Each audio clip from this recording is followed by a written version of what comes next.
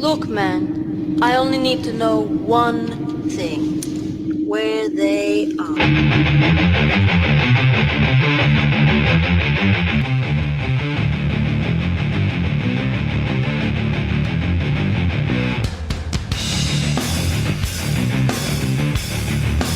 Oh man, here we go. Is this the big time?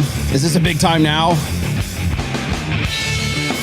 Robert Kiyosaki wasn't enough. Now we're finally making inroads into Timcast.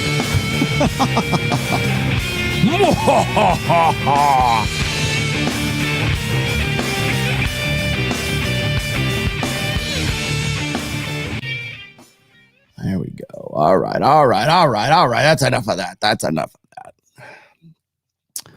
Okay, ladies and gentlemen, boys and girls across the world. Hey, how are we? How are we now?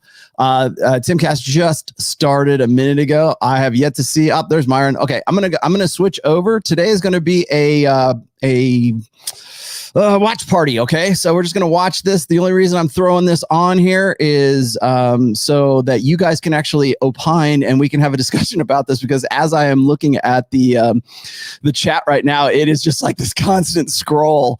They're already at close to 10,000 watching. They probably will get up to 30. So I'm going to switch over real quick. And if you guys want to throw out, I probably won't monetize this. So if you want to put super chats in, that's on you.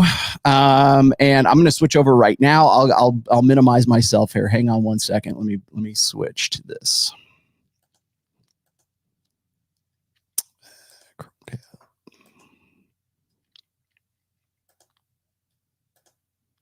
There we go. Politically incorrect it is. Did you guys say your names yet? Oh yeah, Myron Gaines, Fresh Prince CEO. Yeah, Myron Gaines, man, aka Fit, and then he's Fresh Prince CEO. Yeah, aka Walter Weeks. Yeah. Your real name's already out there. It's already out there. Who cares? Too many articles. Yeah. We got Ian Chillen. Oh, hello everyone. Ian Crossland over here. Glad you guys are here. I think a lot about how politics is downstream of culture. I think that culture is downstream of technology. Depending on how you twist and bend technology, you're going to get a massively different culture. And we see this with Bumble and online dating. A lot of that has contributed to this. Yeah, online dating. This mobile technology changed a lot of how we have dating culture. Yeah, social media itself, man, has changed the whole landscape because now access is abundant. So yeah. We got a lot to talk about this, but we're gonna work our way into that through just regular old politics. But we got a lady pushing buttons. I'm also in the corner. I'm really excited about this because I was talking to these guys before the podcast, and we agree on a lot more than most people. Yeah, we'll see about that. Pretty base conversation earlier. Yeah, it was fantastic. It was getting really spicy before we even started. It's gonna be fun. It's gonna be fun. But we're gonna ease into it. We're just gonna go over some of these news stories up front, and then we're gonna get into. Yeah. But don't forget, before we start, go to timcast.com, become a member, and you'll get access to exclusive members-only content. We've got awesome segments. One of them from Dr. Chris Martinson. I can't even show you on the website on the screen because the title of it would get us banned off YouTube. That's kind of stuff that we're Azra Nomani is, I believe she is a Muslim and she is a feminist. Boy, was that ever the interesting conversation. You're also helping support our newsroom. We got 2 more journalists coming on who are going to be doing a lot of news and stuff. We are going to be working on launching the Unexplained Mysteries podcast this weekend because we never stop working. We're going to be filming the vlog. All that's at timcast.com. So please become a member. Plus, we're going to have a bonus segment coming up later tonight. Probably after not. The show ends. We record one just for members where we're allowed to say all the things that YouTube would ban us for. And that will be probably pretty fun because even before the show, these guys, I think it's going to be a blast. Yeah, but don't forget to like this video, subscribe to this channel. I've already seen several super chats mentioning my name. Marketing budget of CNN or anything like that. But if you're like, hey man, this is a really great show, just share it on Facebook, share it on Twitter, do whatever, because people are saying they're not getting the notifications, they're not getting shown the podcast. Some people are saying they go to the channel, it's not even there. That happens. Yep. But we're also on iTunes, Spotify, so we're trying to spread everything around and get people to go to our website, timcast.com. But you can follow the show at TimcastIRL on Instagram and Facebook. Let's talk about this first story real quick. And let's see what's going on. We got this story from Fox News. San Francisco DA official says, I'm sorry, I keep screwing this up. I said this was Chesa Bowden. It's not the DA. Oh. It's the DA official who says crime surge fears linked to racism. It's similar considering the district attorney is supposed to be the one that's prosecuting all this crime.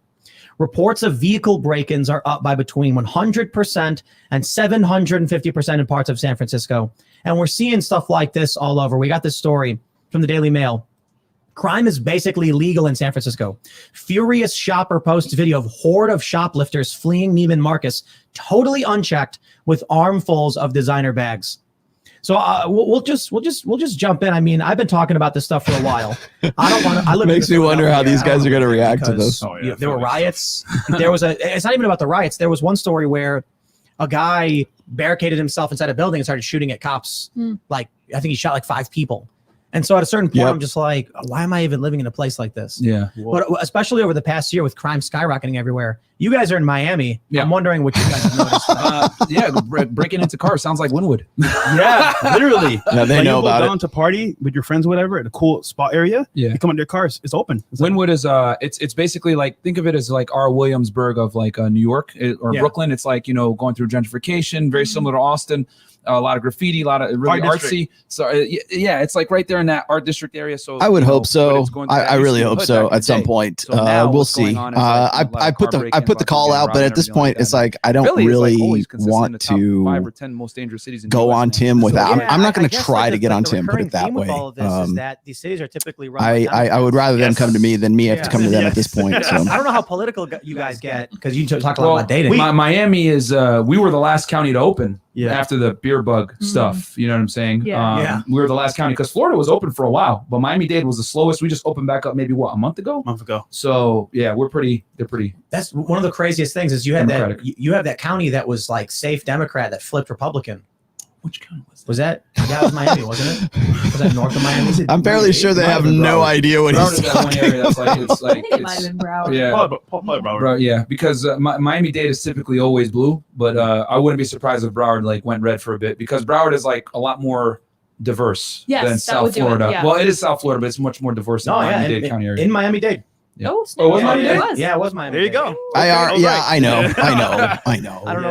And it's okay. I'm 27? yeah, it's funny. It's like people are asking me 27th like, district. are you cool with this? I mean, That was crazy. don't you feel because like slighted or guilt? they were saying No, that not at all. I'm glad it that was they're safe there. I'm glad Democrat, that it they're wasn't doing it. In gonna fact, change. I'm glad they're But there there's, like, instead of me I at guess this the main theme point of the story because that we're it going will on is probably when you seed look at, I my think San message in my Diego is book a run little by bit better than Republicans. me They're just not in the going on top there 10 and for just crime, cleaning even in the house. top 10 biggest cities. Mm. So like, I don't know if what your guys' opinion on this. San Diego is great. Man, I like San Diego. I don't I'm think not so. a fan of California, but San I'm Diego. pretty I do sure like. not. Just He in is general half for, Asian, like, actually. The crime we're seeing. honestly, What's it like in Miami? for crime, it's kind of like, how to put this? It's more in the party scene. I would say this, like, let's say you're going out with friends, right? You meet a girl. Guys are getting like finesse from girls. Like, Yes! for example, Yes, you bring it house, around! You have a great time. The time you wake up, stuff is gone. That stuff happens in Miami all the time, right? Wow. We're in Miami. Think about it. We're Yeah. party capital. And then just being a regular civilian, you're walking around, whatever. certain Today is areas are casual, still guys. Don't not take safe. today too But I would say seriously. more And I'm not for answering any kids, you know, questions about how to guys get your getting girlfriend back girls, and today. then This is also, not a this even is not a behind the scenes, AMA. There's like theft with scammers. People putting. But does it feel like it's going up? I'll say this: Miami Beach has definitely changed significantly over the past 10, 15 years. Ever since for me, what I noticed the trigger point was right around 2008 when Florida started getting on the map with DJ Khaled and Lil Wayne and all these rappers really representing the South Florida area. And then it brought more tourism, more traffic to Miami because a lot of people think Miami Beach, like, oh, Ocean Drive, they think that's Miami. No, that's Miami Beach. Yeah. But Miami Beach now, it could be ratchet at times, like Memorial Day weekend, you don't want to be there. So, but yeah, there's a lot of crime in Miami Beach because, it draws a certain crowd there on certain types of events. And then, a lot of fights, shootings, robberies, in Miami Beach quite a bit. I would say the main A lot of areas are tourists. like Broward and Miami Beach because we're in Brickell downtown, so we're kind of like in a safe area, so to speak. But it's not like crazy, And then downtown Miami has like all the homeless people. Yeah. Like all the homeless people in Miami Is are that getting concentrated worse? downtown. Yeah, dude. Okay, get this right. So I came here 5 years ago to Miami, right, from Barbados, and downtown Brickell is kind of like open area, not too much people are there, not too many homeless. Now it's like overrun, but the pandemic, all this stuff happens, people are out of jobs. That's where they go. Brickell is like the Manhattan of Miami. If I was to give people like an example of what it is, it's like the financial district. It's clean. It's nice. Like, they've been really working on making it nice because it used to be when people came to Miami, they would go to Miami Beach immediately. They would never go into the city. Right. Like you would never go into the city unless you worked. But now, the city's becoming more tourist friendly. They're trying to compete with Miami Beach. That's why Wynwood is coming up, the design district. Brickell has its own scene and everything else like that. But so it's like it's fixing, but. Yeah, I mean, there's definitely like a lot of scammers in Miami. A lot of girls rob dudes. People don't know. It's just that the guys don't report it to the cops. They don't report it. You know what I'm saying? Yeah. I lived in Miami for a little bit. I was by Homestead, actually, where they have that famous child detention migrant facility or whatever. And we had one crazy thing happen. The neighbors warned us that there were some home invasions and people were shot and killed. And so I think this is why this is what explains a lot of like, you know, Florida gets a Republican governor. Ron DeSantis, everybody loves the guy, you know, and they're saying he might run for president or maybe he'll be vice president. Who knows?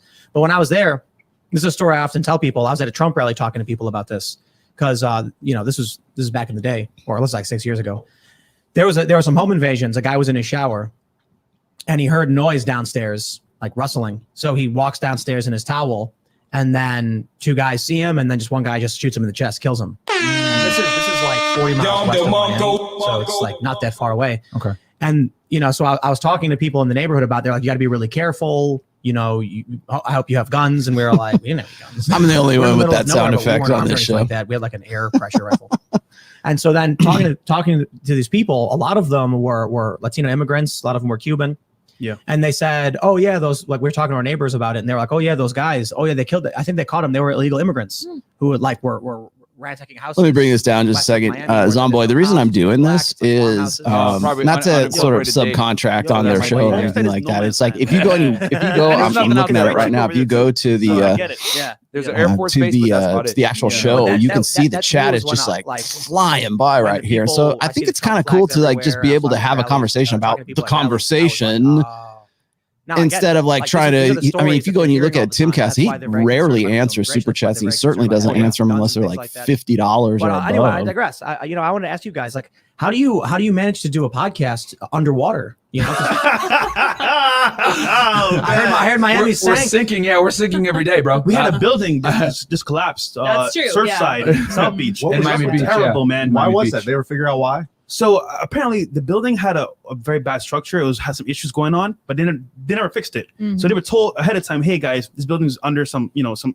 You need to fix it as soon as possible. But then they never did it. And then what happened was, I think we had like a lot of rain, a lot of like what was it? Was it like a fissure or something like that? Yeah, I mean, the thing about Miami is like a lot of the buildings were built, you know, on the back of the cocaine era, you know. So it's like they're not necessarily like Miami was built on the back of like narco trafficking. So let's be honest about it. So like, you know, they like, and it's because I'm a real estate investor in Miami too. Yeah, it's not uncommon for them to be breaking all kinds of codes and violations when you're like looking at real estate property in Miami. So I would not be surprised if that building was didn't pass certain regulations. They're already at 23,600 live views. Yeah, exactly. You put some money over there. They hush. Yeah, you know, like, hey, I gotta dump this money in somewhere, bro. Like somewhere. So real estate. But imagine you're in your home.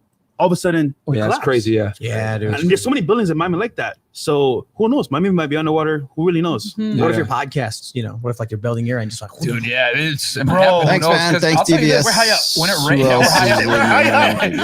When Brickell, when it rains really bad in Brickell, like it does go underwater. Like there's flood, there's like puddles everywhere. Cars like are driving through. Where like it's like imagine you're at a lake and it's the city. It's that crazy. So it's bad. Is it really sinking though? Or is it like, because when I was there, I remember I went down to Miami Beach one day and there was like a couple inches of water just in the street.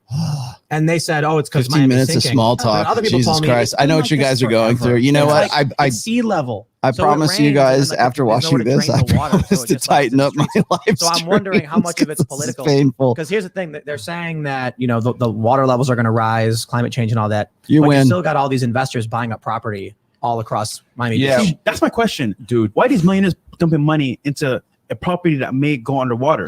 So I'm thinking they must be doing something behind the scenes to stop the, you know. Not only that, like me and Fresh are both involved in real estate too, and the market in Miami right now is hot, man. Like these if you guys are trying to buy in Miami, man, it's going to be expensive because these LA, I have actually talked to Fresh about that. They know. They know. Don't worry about it. New York, Connecticut, the Northeast in general are moving down there in droves because they're looking at like, okay, what did the beer bug teach us? Okay, well, now you can work from home. You don't necessarily need to be tied to a certain location to be able to do work and commute in. So why are you going to pay $3,000, $4,000, $5,000, $6,000 to live in a closet in New York City when you can go down to Florida, warm all year, no state income tax? And for a lot of people that don't know this, Florida is actually fairly cheap to live in. Miami is actually a cheap city to live in. You can get a 1-bedroom apartment in Brickell, which is in Manhattan, Miami, for $2,000 a month or less. Yeah. You would never find that in Manhattan. Nope. Bro, my friend had a place in Brickell overlooking like the bay, and they had two pools for residents, a saltwater pool and a freshwater pool. Yeah. Not that expensive.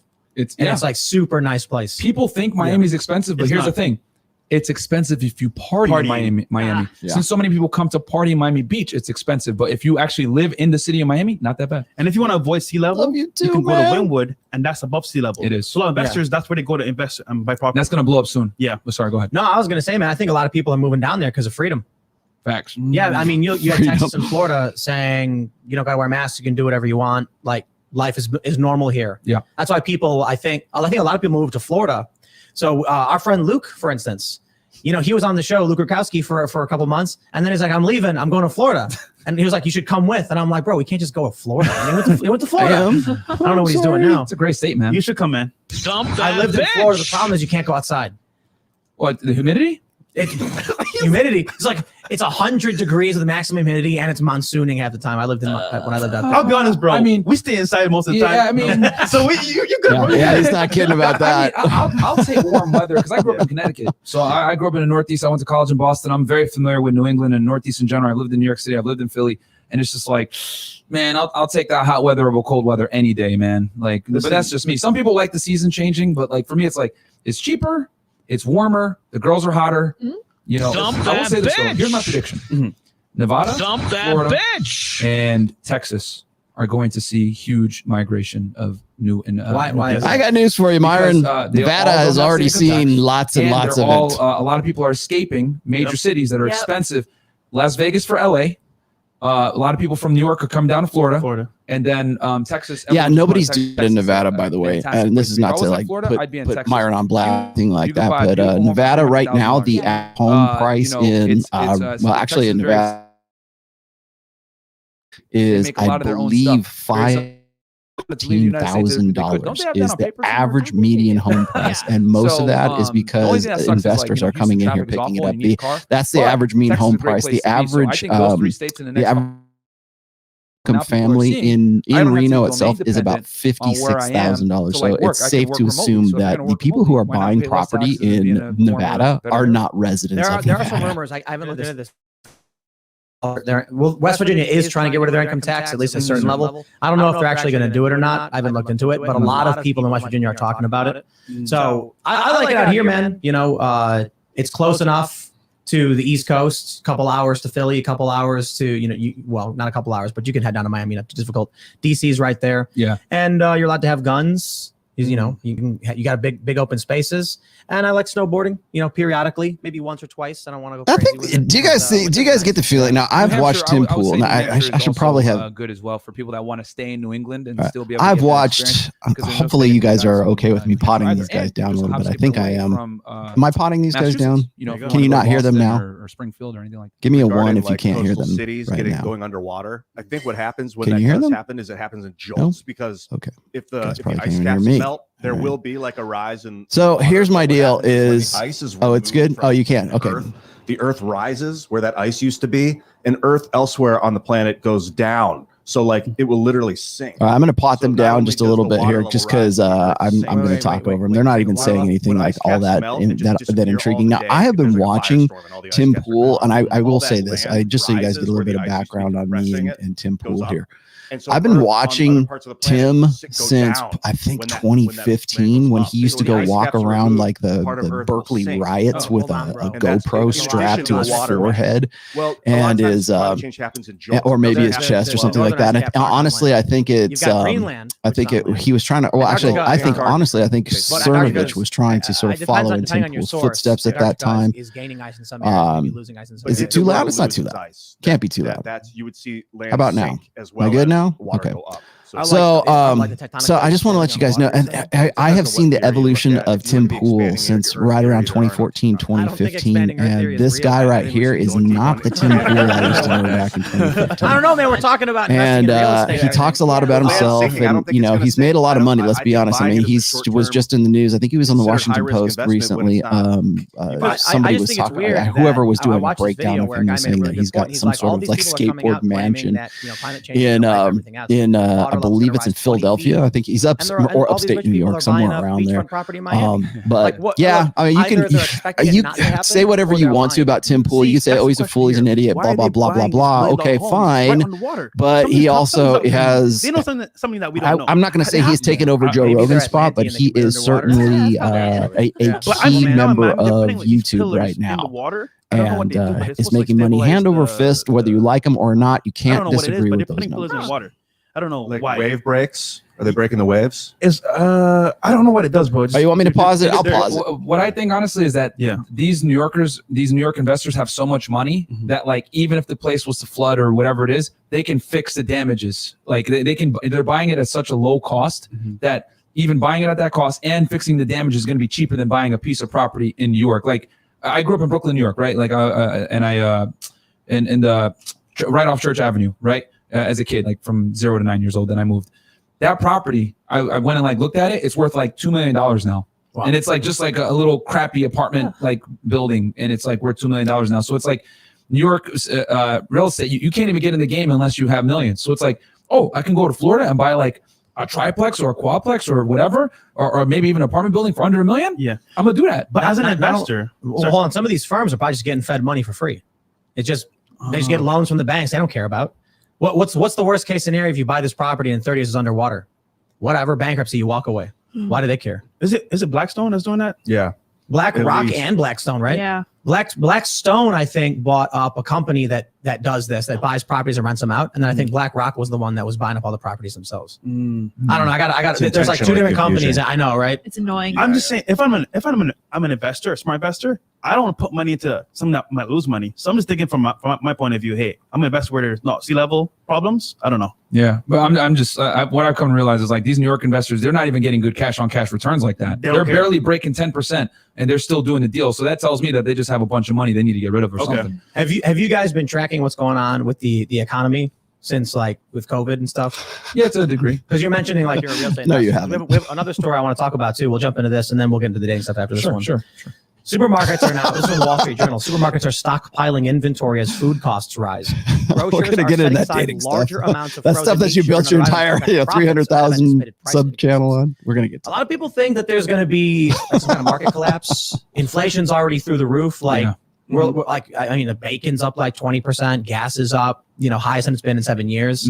Now grocery stores are trying to buy as much as they can right now. Yeah. Well, was that like $6 in LA? Yes. We were in LA. We were just in LA. Shout out to Adam 22 No Jumper. We were over there and we were in LA for a couple days, and the gas was outrageous, like $6. Yeah, $6. Yeah, $6. I'm not gonna lie. Like I feel like it's an agenda going on right now. I feel like this whole pandemic thing was kind of like a cause to a means to an end. And they want to kind of bring about a certain change, and this might become a conspiracy. Here we go. Exactly. It's not a Play X-Files music. They publicly say like COVID is our chance to change, capitalism, to reform capitalism. So it's like it doesn't have to be a conspiracy. It's just a bunch of ideologues saying I'm going to do things. Are you guys getting echo? And then you end up with. I'm not hearing any echo, and I have echo cancellation on. There's a saying that says I'm going to try something. Hang on. Comes order. So I think this is like I would say this is a made up agenda to push what they want, but control the money and control, the food, all the stuff. So I'll tell you guys what I'm doing personally. I'm like getting rid of all my fiat currency. I'm throwing it into Ethereum, Bitcoin, control, real estate, the food, all the stuff. I'll tell you guys what I'm doing personally. As well. I'm like getting rid of all my. And then the next thing I'm going to do, I don't know much about the stock market. I'm going to get into that as well. Get a broker account, and then get into that as well. But yeah, man, if you have a diversified portfolio and you like take your earned income and throw it into assets, man, that's the best you can do. Because I agree with you, inflation is gonna we're gonna pay for it soon. If these supermarkets are buying food right better? Now, dude, food spoils. So how long is food really? Let me know with the one in the chat if the echo's better. They must be expecting some massive inflation to hit within the next few months or so. So what do these big supermarket chains know that we don't? Where they're willing to bet on buying tons of food that could spoil, they might never sell. No, they think they're going to sell it, which means are people going to be running out the door and buying up food right now? Like, there's a lot of questions about this.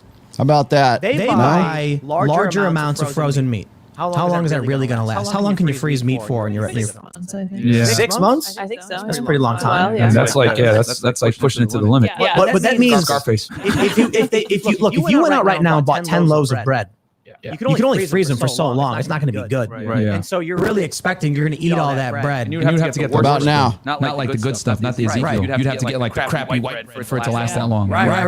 There's really thin. How about now? Is there echo coming Ezekiel in? is going to be green in like 3 days. Yeah, Ian makes bread. It spoils. I muted him for a second there. How about now? Is it good now? Buying up all this food. It sounds like they think people are going to be buying up all this food soon. Why? That freaks me out. That's a good point, man. It's like something going to happen. People are going to get extra hungry. Or I'm gonna die. I like to eat organic. Oh, yeah, you're totally gonna. Yeah, I'm dead. No. That's the good news. Like, no. Listen. When all the food is gone or expensive, you just eat the bugs fresh.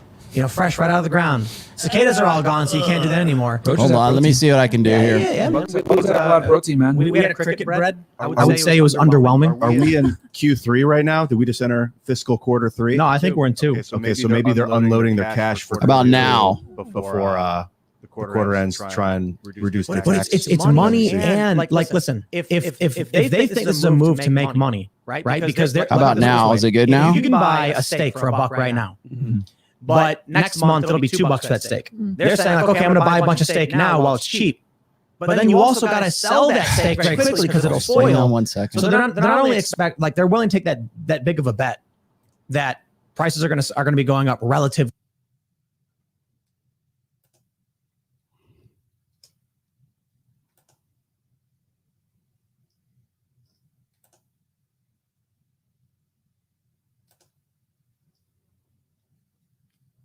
Do you know how much earwax you've built up over the years?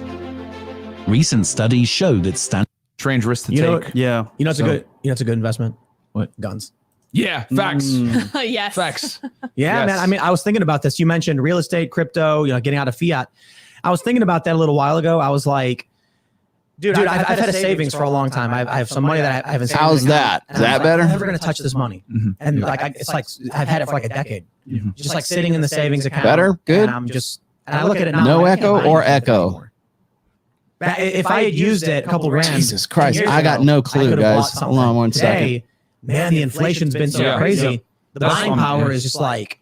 And we tell guys. How about on our now? podcast, Can you hear them wanna and have not at least me? 6 months to a year of like cash on hand, for immediate, fiat currency like that you can have access to. And everything else, Hate man, streaming, throw it into I really assets do. because the dollar is going to start. The inflation is going to hit us very soon. So check it out. yeah, but I agree with the guns thing though, because that is definitely. How's that? California, I used to date Is this that chick, better? actually. She was she approved the weapons permits in the Los Angeles County. She said she was a year behind. Wow. A year behind, dude. That's creepy. A year. You know behind. why guns are good though? Yeah. Think about it. They work for the most part. You can just get one, you can put it in its case, seal it up, and it's gonna work. Yep. And it's just a piece of metal. Yep. But it's like a good little piece of engineering. Ammo too. I think ammo. Yeah. Ammo. I'm thinking about that. I'm like, if I went About out now, right better? now and kept it properly stored, and the dollar goes down, That's good? That buying power of the value within that weapon is going to keep going up. You're going to retain the same value. So I'm like, that's a pretty good investment. Like, No. and also you got to think about this too. I love the conspiracy theorists who are like, buy gold. All the old Alex Jones videos. You got to buy your gold, people. What about Like, now? what are you Is gonna do that with better? Gold in an apocalypse. Like, what are you going to do with gold if the economy collapses? Nobody's going to want it. Yeah. Right. You're It's good to have it, but like I agree, like dumping on, because I know people that only do precious metals, and I'm like, bro, like diversify. You know what I'm saying? But yeah, I agree. Like, yeah, what are you gonna do? I'll borrow you some gold if you give me your Glock. Like what? Yeah, right. Like gold and silver will have value so long as the economy still exists. Yeah. So if the economy can tank, not so bad, and you can see the price of gold go up or silver go up. That's why I think it's good to have some precious metals. I have some. Yeah. I do think it's good. I think like you said, It's diversify. good to have it. Yeah. But- 200 ounces, nothing crazy. If the apocalypse happened, and like it was like COVID times 10, nobody's gonna want gold. They're gonna want food, water, or Water ammo. and protection. Yeah. I guess dating side of it, the best investment for dating? What is that? Cat food and dog food. All these single ladies. Oh man, Oh man. dude, it was really hard to get cat food. Even right now, it's been difficult. Really? Yeah, with all these food shortages, cat food's one of them. I don't know why. About They invented now. dry food for dogs and cats, like during World War II, because they had to repurpose all the meat for the troops. So for the first time in history, they stopped feeding cats and dogs wet food, and they created this dry. Basically, it's like giving cats and dogs bread. And a lot of times people think it's because why you see feline diabetes and diabetes in animals from too much dry food. Just let them go outside and eat some critters. Yeah. Yeah, man. That they do. wet meat, that's what they're built for. Yeah, Bucko, we let him outside. People got mad at us. They were like, "This is bad pet ownership." How about now? He killed a rabbit, and then we saw Is that him better? just like eating the rabbit on the porch, and it was a big rabbit. He like chewed its head off. Natural selection. And it's a cat. I don't know, man. Hardcore. So we How about now? Can you hear me So now? when he runs, it jingles. Which is supposed to help maybe animals that's it. escape. Can you hear that now? We got clean food for you here, man. What are you We doing? good? We not good? What's to hunt? But he wants to Echo murder. when You know? you share your I did not know cats will like Eat rabbits, bro. I'm just gonna throw it on there the way I had it. Hang on. He's metal. Yeah, there's not a tiger, bro. He looks like a little tiger. There was cats bring you dead animals. You know what? Yeah. Yeah, they'll come to your. If you have a pet cat and you let them outside, they'll come to you and drop like a dead bird or a mouse or something in front of you to like give to you. And apparently they're telling you you're a bad hunter. Yeah. You never get mice, and here I'm going to show you this is what you're supposed to do. Or they're like, here, I got this for you. And what am I supposed to do with this? You just eat it. Yeah, but we got chickens though, and the chickens ate mice. Ugh. There was a mouse running along to the chicken coop, and a chicken just snatched it, gobbled it up in one chomp. What? Yeah. Like a chicken out of That's random. Chicken.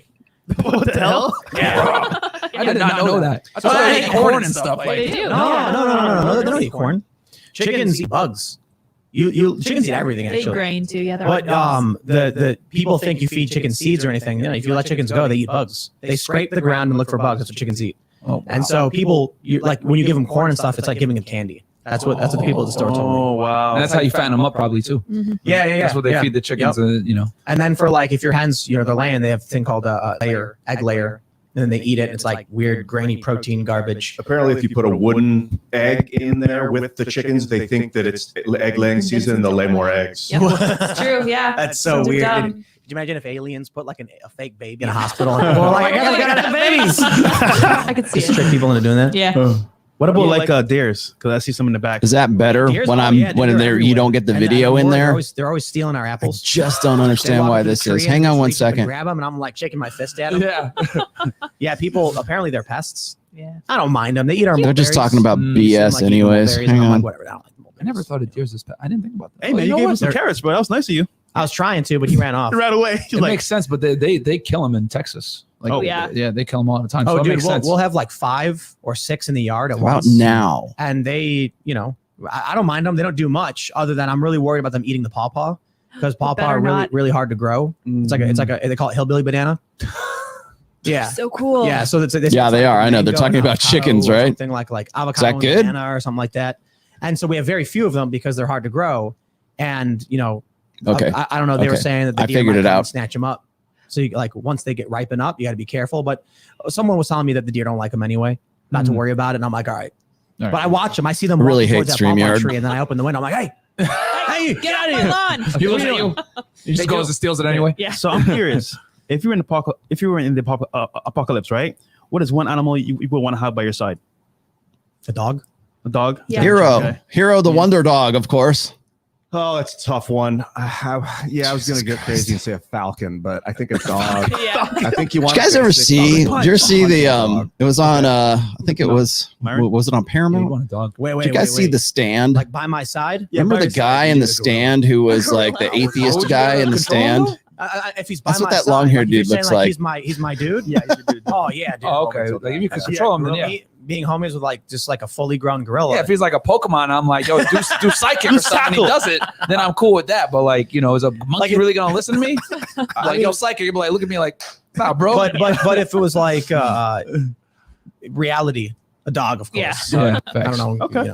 But do you guys have Why dogs? do you ask? What's your plan? An It's- alligator or something? It's funny because like in Florida we have alligators, right? Yeah. So my thing is, hey, you come close to me, go stick 'em, boy. Oh yeah. Alligator, Alligator, crocodile. I don't know.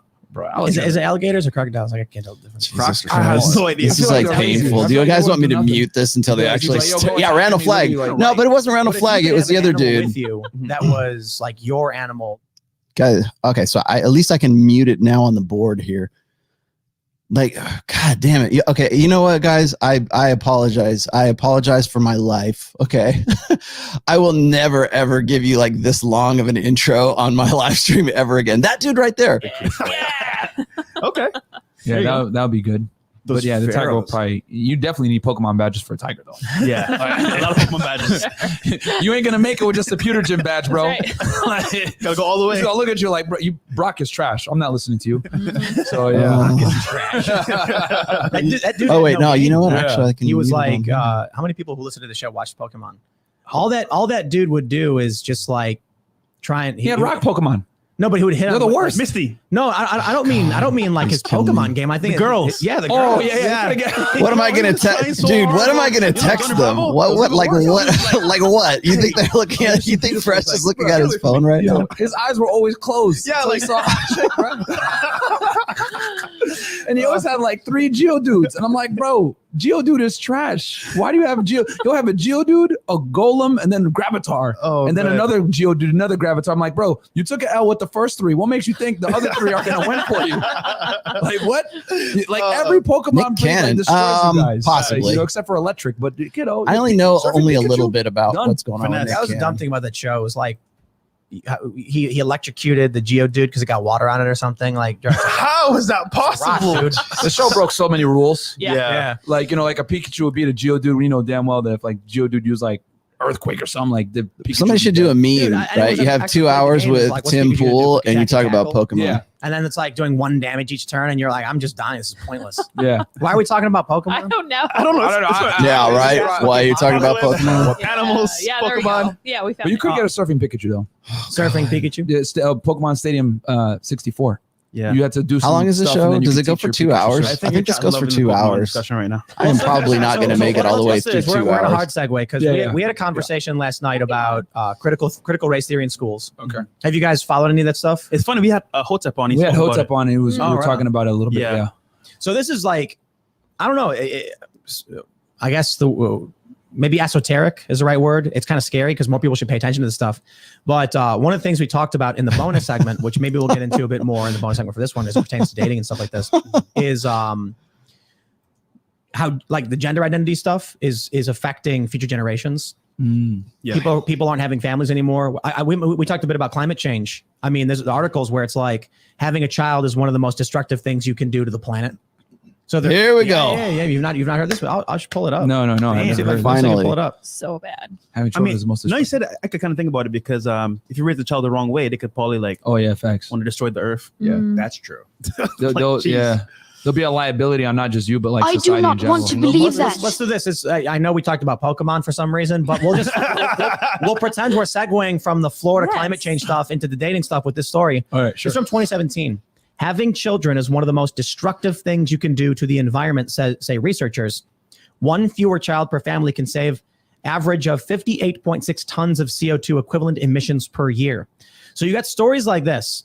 Wow. And then you've got, I think people like AOC, Kaiser Cortez said, I'm worried about having kids because of the There's environment. no way I'm going to You've got a lot of monetize the stories popping up show. where people Just say they're not saying. going to have kids for political reasons. And so Take that however you Joe, want. You look shocked by this. This is stuff that we talk about quite a bit. Bill Gates too. Depopulation. Mhm. I think depopulation isn't the right word. No. Population management. They want to slow the growth of population Or rather stop than- it to a great degree or control it, right? And so it starts getting into scary Is this conversations fucking Alex about Jones eugenics, or what? choosing who gets to have kids stuff. I'm not going to I don't know monetize this, so I'm going to swear what they're all I doing in that want. regard, other than you've got articles popping up. This one says researchers from Lund University found Actually, having one you know what I'm fewer going to child do could save, is I'm going to 58.6 tons. chop off the Eating first meat, driving a car, and traveling by airplane made up the list of the most 30, polluting things 40 minutes of people this. can do on the planet. But having children was top, according to a new study. So, I guess in terms of where we're headed, people don't have kids. People aren't We getting do have the married. lowest birth rates Yeah. in Yeah. the West in general. How old are you guys? I'm 31. 31? I'm 28. Are you guys married with kids? Come on, bro. no way, man. Your wife Nah, would be definitely cool. not. Well, It's funny. Definitely not. Yeah. No, but think about like I don't know about your parents' generation. Like how old my parents were in their late 20s when they had multiple Jesus kids. Christ. Yeah, same. My Can mom we had- get going? My mom had me at like 40 years old. Mm. Yeah. That explains a lot. Yeah. Okay, Yeah. rude. My stutter- Yeah, he was born in Barbados, though. Nah, but my grandparents, man, like they were together for like 70 years, man. Like Mhm. back then it was more like, you find somebody, you work through the problems and you figure it out. Now it is kind of like, hey, if you're not benefiting me, like what's the point here? So regarding kids, it's kind of like, okay, what's the point of having kids with somebody that, you don't really trust. Mm. So that goes Come on, with that's a trust, perfect dating, invitation to relationships. So move into I just say something having else. kids is a big deal because now it's two people together for a lifetime. And most people, they want to be for a reason or season, but not for the whole time. Yeah. What's the point of having kids? Yeah. Continue the legacy. I think it's more ego. And I think it's more ego, bro, honestly.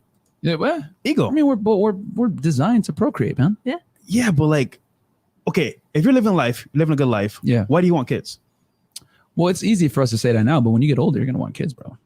I don't know. It's just that fortunately for us, we can like push the clock back longer. Yeah, as men. You know what I'm saying? As a guy, like you can keep doing it until the day you die. But like, for women, they got a finite amount of time. Because I hear it, I want a little mini me. I'm like, heck yeah. What do you want a You mini think me? so, Mo? I think so your too. own personal gain, because you actually want a kid to enjoy life.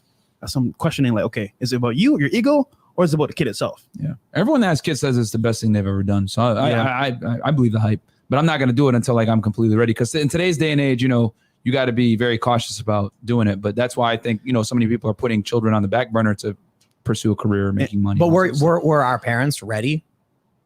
That's a good question. It's not about being ready. They were not. You're right. But it's not about that now. Kids. My mom was on vacation in Barbados when she had me. That was a mistake. Hi, Mom. Yeah, but isn't everybody like that? That's why it's always funny when you watch on TV shows and they say like a kid was an accident or whatever. I'm like, come on, dude. Like most kids are accidents. Yeah. Like nobody was like, all right, it's 7 p.m. on the 3rd. It's time to have a baby. Some people do it. Not my Some daughter. people are like, My daughter kids was to be born on Christmas. And planned. they, All right. we It's time it perfectly. 100% That's the worst day to be planned. born too. Because my friends who had birthdays on Christmas, they got that's the like worst. they didn't get any. They got one present. Steal the gifts, You know what I mean? It's yeah. like Christmas. Yeah. It's That's the Christmas worst. and your birthday. Congratulations. Here's your present. Have a nice day. Yeah. Everybody else got presents. No, but you're right, Tim. You're never really ready for kids because like you might prepare for it, but it might happen when it's time.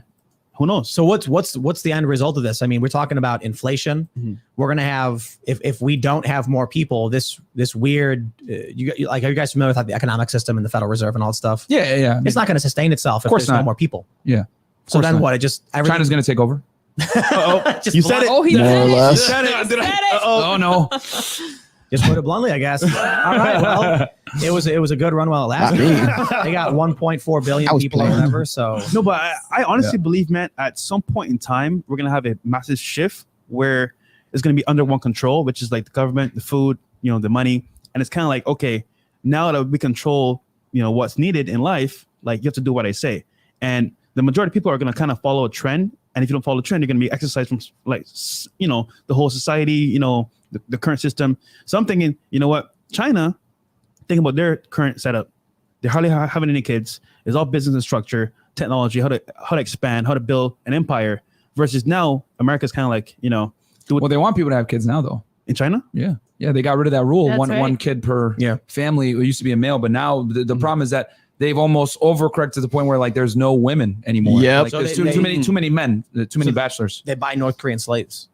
Oh, is that what they're doing? Yeah. We actually had a woman from North Korea on the show, and she was saying like that's what they do. John, let me know if you want to come They in. fly 'em from North Korea. Oh, I didn't know that. Crazy stuff. Yeah, man, the world's a dirty place. Yeah. There's like a nasty stuff going on. But my question is, China's like, we're gonna win at any cost. right. We don't wanna- care. do you actually want to have kids in this current climate right now? Do you really want to have kids? No. Yeah, but come on, man. People had kids during World War II. People had kids during Vietnam. Like the world was messed up in a lot of ways. People still had kids. I think we're being inundated with propaganda like this, where they're like, "You can't have kids. The environment, it's really, really bad." And it's like, I mean, that's true, I suppose. Like humans fart and poop and eat and stuff like that. But people have kids. I wouldn't say the natural environment is the problem, like, with, obviously pollution that plays into it, but I think it's more like raising a kid in today's day and age and this contemporary marketplace, like it's going to be tough, man. Like, yeah, like, I mean, the family unit is not as strong as it used to be, nowadays, you got single moms all over the place. There's a whole bunch of things which we get to cover later, but yeah, I mean, it would be tough to raise children now. Jesus Christ, how much What's later? the future going to look like if we're not having kids? I mean, like we're not. China taking over, man. Stick to it. I mean, if we don't have kids anymore and we're kind of like, just, doing our thing, it is selfish at the same time, but I understand why people do it. My thing is, you don't have kids though. It's kind of like, we're going to be stuck in a certain like mindset and, I would say hysteria, because now we're not bringing up new ideas and new people to think about certain things. So we're stuck in a certain like, box of, okay, this is how we think. If you don't agree with it, No, it's about fertility You need rates to is what it's about. propagate the next generation. You know, Yeah. and right now the birth rates are the lowest they've ever been. There we You know, there's a go. bunch of Thank reasons you, for that. Myron. Feminism, you know, the cost of living has went up, inflation, all these other things. But, you know, people are millennials now. They're less likely to buy a home. You know, they'd rather rent. So there's a bunch of things, you know, why. I don't believe that rather rent thing though. No. That's absurd. Like, why would you rather rent? So you know what? They can't buy. That's the problem. They Especially can't with buy. BlackRock. Yeah. Yeah, literally, like our generation, they want to be entrepreneurs and invest, but they can't. They're working at Starbucks. They're working at. How are you going to invest with that money? So it's kind of tough. I will. I mean, but here's the thing, man. Like I'm like thinking like guys my age group. Like very few of my friends actually own a home. They rent. That's true. Like that's what I'm saying. Like guys like in our age group, like that I guess would be considered millennials. Yeah. They're less likely to buy a home. You know. But yeah, I agree that credit is a part of it, and then also they're pushing back because I've always said it. Like there's really no need to buy a home unless you're going to have kids, because then you're tied down to that area. And the only reason you would want to be tied down to a geographic area is for a good school. Yeah. Exactly. So I wouldn't, you know, if you're a single guy or or even if you're in a relationship with a woman, you know, together, a monogamous relationship, like unless you're going to have kids, I wouldn't buy a home because I think it's like not a. Yeah. And no one's forming it's gonna families throw money anymore. at- Let's talk about you that. Use your leverage to be able to maneuver around and do what you want to do because now you're confined to one geographic area But on a that's- house. That's not true. No. You just go to a rental management company, and then you buy. Let's say you buy a house, and you Okay. and you Says live there Tim for living 1 in his year. skateboard You're like, mansion you're in gonna leave. upstate New York. And you decide, yeah, I want to live here anymore. I want to deal with this. There's probably hundreds or thousands of rental management companies, and you just say, Oh yeah, if you rent it out and you do that's good. But what you don't most even people think do- about it. Yeah, but most just people literally- are gonna Well, want to keep the house. That's what I'm saying. Like a No, lot of people but you want still to live own in it. So You still own it, yeah, so but- what happens is you buy a house, you own it, you're paying less per month to live there, and then when you decide to leave and go somewhere else, you call a rental management company, you sign a paper, you walk away, and you don't think twice. You don't even think about the house anymore. It's yours, and then all of a sudden, every few months, some money appears in your bank account. Yeah, if it's like for that where you're gonna rent it back out, that's great. But a lot of people, you know, they're not. I would say they're gonna buy the house and like live in it and be like, I have a house. You know what I'm Yeah. saying? Like the American dream. You know, the white picket fence, a home in a good school district. I can send my kids to school. You know, that's why a lot of people buy a home in a they buy nice it area from ego too as well. They're like, oh, this is my house. This is where I have Yeah. things. This is where I have my parties. So when they leave, it's like, okay, I'm leaving everything behind. But I get what you're saying. You can do that as an option. Yeah. But majority of people that I've seen in the real estate community that actually in buy a Florida, house and live they in buy it. and then Yeah. they just stay. dip. Yeah. I don't think there's good schools anymore, though. To be honest, that might be an issue too. I would say we're getting there. We're like this pretty soon. You're gonna just have to send your kids to private school or homeschool them. We're gonna get there to that point very soon. Oh, we're But- there now, dude. Yeah, you think so, like, man? We had this Azra Nomani on the other day, and she's working with a bunch of parents targeting critical race theory and critical theory in schools. Mhm. The stuff they're teaching kids, man, is just insane. Mind blowing. You should So have seen bad. the books that she brought. Mind-blowingly insane. Like, what do you think, Crazy. kids? Indoctrination on Yeah, steroids. yeah, yeah. Like, what do you like? Worse than college campuses. Yes. Yes. It was like the same. Oh So, my like, God. First graders. No, like We're you never imagine gonna like a get to third- the topic at hand. worksheet for a third grader It's almost is gonna like they be brought 'em on here train just leaves because they have an today, audience. 50 miles Do you an think hour, so? and The train leaves I Chicago think so. going 70 miles an hour. Like, math. We're Yeah. looking Yeah. at this. It's It's like like mute yourself. uncomfortable Oh, there in you your go. black skin. What? Like asking a child that and then having them write down. But the thing is, it's a loaded question. There was like one of the questions, no joke, was something like, why do you think black people are uncomfortable in their skin? That was like one of the questions.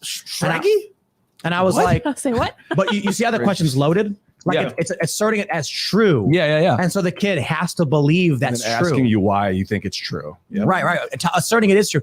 And there was one, it was like, how can you be a what did it say? Gender, race, What is gender, race, gender, ally. race, or racial gender? It's just psychobabble. Oh, Like, dude, if that's the case, then yeah. Obviously, I went to school in the 90s, right? So, like, back then, you know, you were still, you know, coloring in circles and stuff like, oh, don't mess outside the line and, you know, playing tic-tac-toe and, you know, maybe, you know, getting some fights in the schoolyard, whatever it is. Like, now, if that stuff's going on, that's a clown world, bro. Yeah. Dude, Yeah, I did not realize that the school system has changed that much. That's why I asked the question. Do we really want to have kids in this current climate? Like, I mean, honestly, homeschool is the only way I would actually do it. That's the only way I would do it. Honestly, homeschool, man, Same. for sure. But Like, see, but the negative to that is that like you kind of want them to be around other kids too. Though. Yeah, like bring that's I think one of the beauties of like sending your kids to public school is like they build a friend group. They learn how to interact with other people. They learn like what's socially acceptable, what isn't. You know, I think bullying is good personally. Like, but like I grew up, I got bullied as a kid, and it made me a better man. You know, it like kind of. if you were a weirdo or whatever, like you get picked on for it, but then you would know, man, maybe I shouldn't act like this or whatever. It kind of, some people makes them, some people it breaks them. Right. But it lets you know. Just bring your kids to the skate park. You could do that too. And there's a bunch of other kids. Or get them involved in sports. Yeah, get them involved in sports. Bring them out into public spaces and community events. Play an instrument. The problem with these schools is you don't actually know what they're teaching your kids, and you can't just give that responsibility to strangers. Yeah, you're right. I think so too. Parents definitely bait and switch. Even outside of the indoctrination of weird cult. How about now? Is that good? It's garbage. College campus much is better awful right now. No feedback would go. No, you're good to go. Who's like, I All sent my 18-year-old daughter. So proud of my son, Myron. He's doing such a good job. Was shaved. She was wearing pierced clothes, and her face is all pierced. Body up. language mastery alumni. Yeah. It's crazy, man. Yeah. I think they kind of baited him into this. With kids, well, look, let's keep it real about Tim. Tim is just another Ian Miles Chung. He's just a different type of emotional grifter. I don't like Timcast because I have no kids. All right, cool. he just always walks the line. He never takes one solid standpoint. He's too afraid to commit. And I think it's good. Myron watches all my China pill videos. He texts me about it. That's why he's talking about China now, because he wasn't educated on that until he started watching my content. And because I'm over here in Asia. And they're 100% correct. Like the education system in America is 100% trash, and it's getting worse and worse. Like we're focusing on teaching kids about homosexuality, why being white is evil, and all this stuff that, quite frankly, in the large picture is irrelevant. We need to be focusing on mathematics. We need to be focusing on science. We need to be focusing on teaching our kids the importance of counting calories, because we have an obesity epidemic in the nation. But we're not. We're doing critical race theory. And we're doing all this nonsense that is basically self-hatred, and China is realizing that they have a masculinity problem, in the sense like they don't have enough masculine men, they don't have enough masculine teachers, and so what's going to end up happening is, by them prioritizing masculinity, because I don't know if you know this, but the education ministry in China has mandated that there must be more male teachers now. And there must be more male activities like gym and etc. to teach the boys to be more masculine. So basically, right? Let me put this up. You're right, because right now we're in a social media age where you can see what wasn't normally in front of you before. So what's happening is, like you said earlier, girls are on platforms like Instagram. They're on Facebook. They're also on TikTok, and you're seeing these very I would say affluent guys with a lifestyle that they want to be a part of. Versus the guy at college is kind of like, okay, let's go party in dorms, let's get lit. But it's kind of like what she did already. So now she's opened up the whole new world, and she might be in Idaho or even Texas or whatever. And a guy says, hey, I'm in LA, I'm in Miami, come out to see me and let's get lit. Now that's a whole new world to her, and she's excited. So I would say girls like lifestyle now more than anything else. And now they can actually see it through social media, and they want to be a part of it. However, most guys that are young or in school, they don't have that lifestyle. They don't have that abundance. So I just, hey, you know what? Let's go here, there, everywhere, because obviously they're still in school. Don't have a lot of money saved up. The point being here is that girls don't have huge access to people that they never had before. Right. And the problem is that there's no buffer for guys that are up and coming. So they choose the bigger, better deal, BBD. There was some posts from Mike. You guys know Mike Cernovich? Oh yes. Boy, here we go. He was posting your about favorite friend. Here we go. Level of date for most attractive men. It's like guys on Instagram with successful accounts, and they're super rich and they're super desirable. And what they do is they just see an Instagram account for an attractive woman, and then just DM her and be like, "Hey, yo, we got reservation at this fancy restaurant. You want a table? You want an invite?" And they're like, "Yeah." And then they're hanging out with rich, successful, attractive dudes. Whereas dating apps, that's just for mediocre. I mean, Mike Cernovich, the fan of ayahuasca and finding God, and Instagram's the number one dating platform. That guy, right? Jesus, the ultimate grift. Instagram page. That's your new resume. So now they can see your lifestyle, who you really are. And before, you just had dating apps or whatever, and it's some pictures, maybe a bio, and that's it. Now they can see your stories, your highlights, everything in between. So we teach guys, hey, you know what? Instead of relying on dating apps, do everything. But with Instagram now, you have leverage returns. You can go on the explore page, you can find girls there, you can hit them up randomly. You can go to let's say you want to go to Colombia, right? I can put a hashtag Colombia in the search bar. From there, I can find a list of girls that tag that same location. I say, you know what? I'm going to Colombia in 2 weeks. Let's go get some drinks and party. There you go. And you do that to 20 people, or the 20, 10 might respond, or that 10 you might see 5.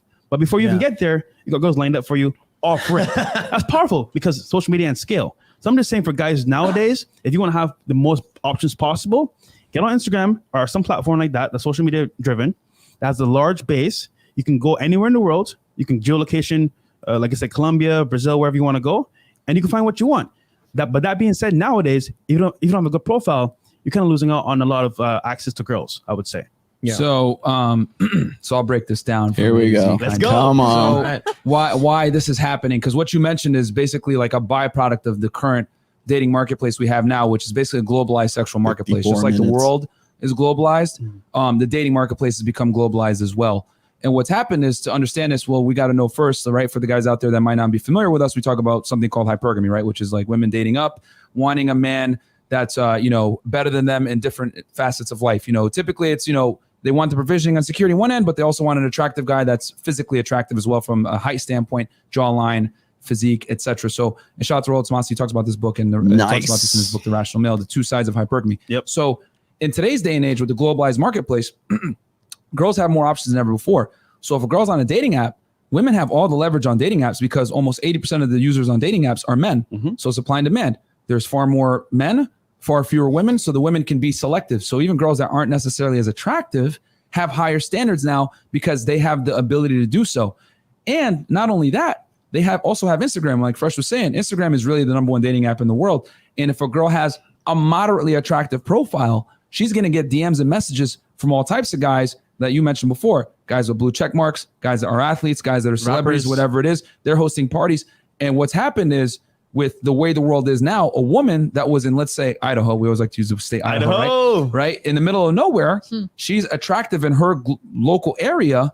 The guys that would have been potential good mates, those guys are now invisible to her because she's getting hit up by higher status men in LA, in Miami, in Vegas, whatever. And I'll travel to that guy. It's going to be way more fun. I'll go hang out with him. He has money. He has resources. He has a cool lifestyle. We always say women trap with their thirst trap with their bodies, men thirst trap with their lifestyle. And that's what Instagram allows people to do.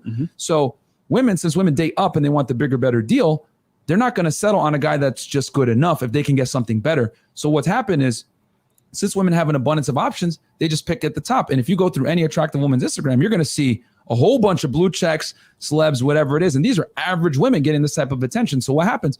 The average guy gets kind of left out on the dust. And this is why so many men in the age group that you were saying from like 18 to 29 are virgins. And we actually talk about on our podcast that if you were to take virgins in 2021, I would be willing to bet a majority of them would be men and not women. And women are It's true. Though. Far more. There was a study that came out.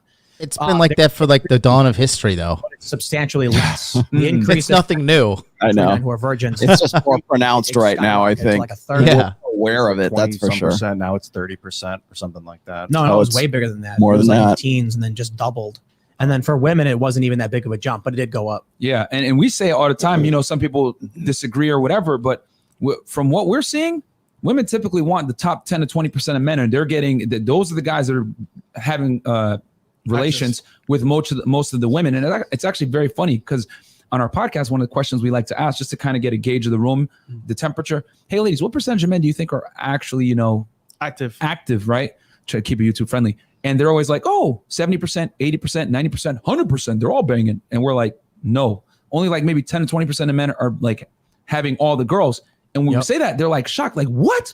And it just goes to show, I tell guys all the time, women don't live in the same reality that we do a lot of the times. They kind of have dating on easy mode and they're not used. They don't even see a lot of guys. A lot of men are invisible to them because if they don't meet a certain metric and they're social media, online dating, whatever, it's created this illusion of abundance almost to a fault. Yeah. So that's what's kind of been going on. There was another study where they asked men and women to rate attractiveness of women to men, men to women, and they saw that Tinder study. It was the one. Was it the one where they found that men rate women on an even scale? It was OkCupid study, not Tinder. Yeah, it was Dataclysm is what it was. He's actually quoting data from a book called Dataclysm. 80% of men are unattractive, and only the hottest men are attractive. Absolutely, like 88%. It's either OkCupid or Tinder that they pulled that from.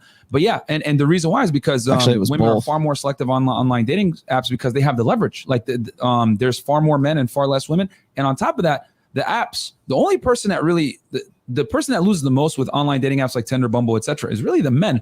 Because for the guy, for you to be able to get a quarter of the access that women have, you have to pay for some kind of subscription service to be able to swipe more, to be able to, run the numbers. Because anyone that's good with women will tell you it's a numbers game. Hey, Dylan. Yes, Lydia actually follows me, and I've followed Lydia on Twitter for a very long time. She knows who I am, and because they have Jack Murphy on there, the lumber cuck, they definitely know. And then on an online dating app where they have all the leverage, it's even tougher. So we always tell guys, you need a good Instagram account as well to augment your online dating profile, because on a balance of probabilities, if she swipes on you, she's still going to think you're corny to some degree or not really find you that attractive. So you have to augment your entire. John, why does the black manosphere use the word corny? Go to your friends.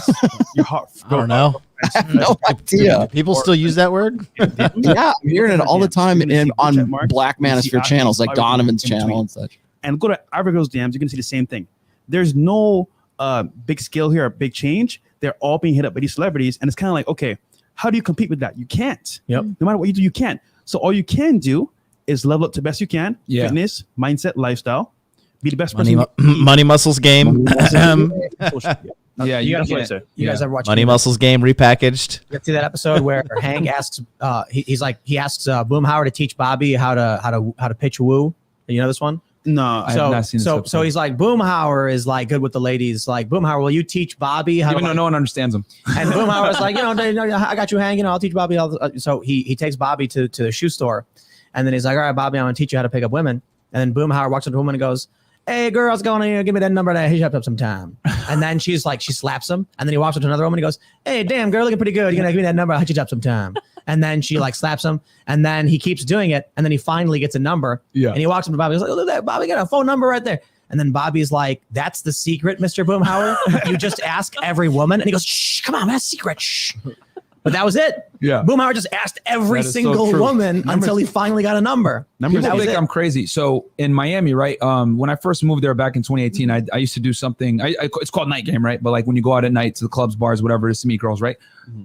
I used to go 1 for 40, man. And people think like, what? You had to talk to 40 girls to find one that like wanted to leave with you? I was like, yeah, bro, it's tough. Cause like when you go out at night, you're playing like on ultra hard mode. Yeah. You know what I mean? Because the music is loud. Bouncers are trying to, CB you. I'll keep you too friendly. You got the friends that are trying to CB you. You got to pay for drinks. There's a bunch of things that distract and can hurt you in that kind of arena. But I enjoyed it. It was fun. It was when I first moved to Miami in 2018. But it takes a lot of work because you got to cold approach a bunch of girls, figure out which ones want you, which ones don't. And then the biggest thing is a lot of girls just like attention, right? A lot of women like to sit there and talk with you and get your non-sexual attention. So you got to be able to like kick those girls to the curb immediately. Let's get the feminists all angry right now. Oh, sure. Yeah. Let's do it. So let's go. The one story that I always bring up that always triggers like this wave, like I'll see my name trending after I talk about it. I'm like, oh, okay, whatever, I don't care.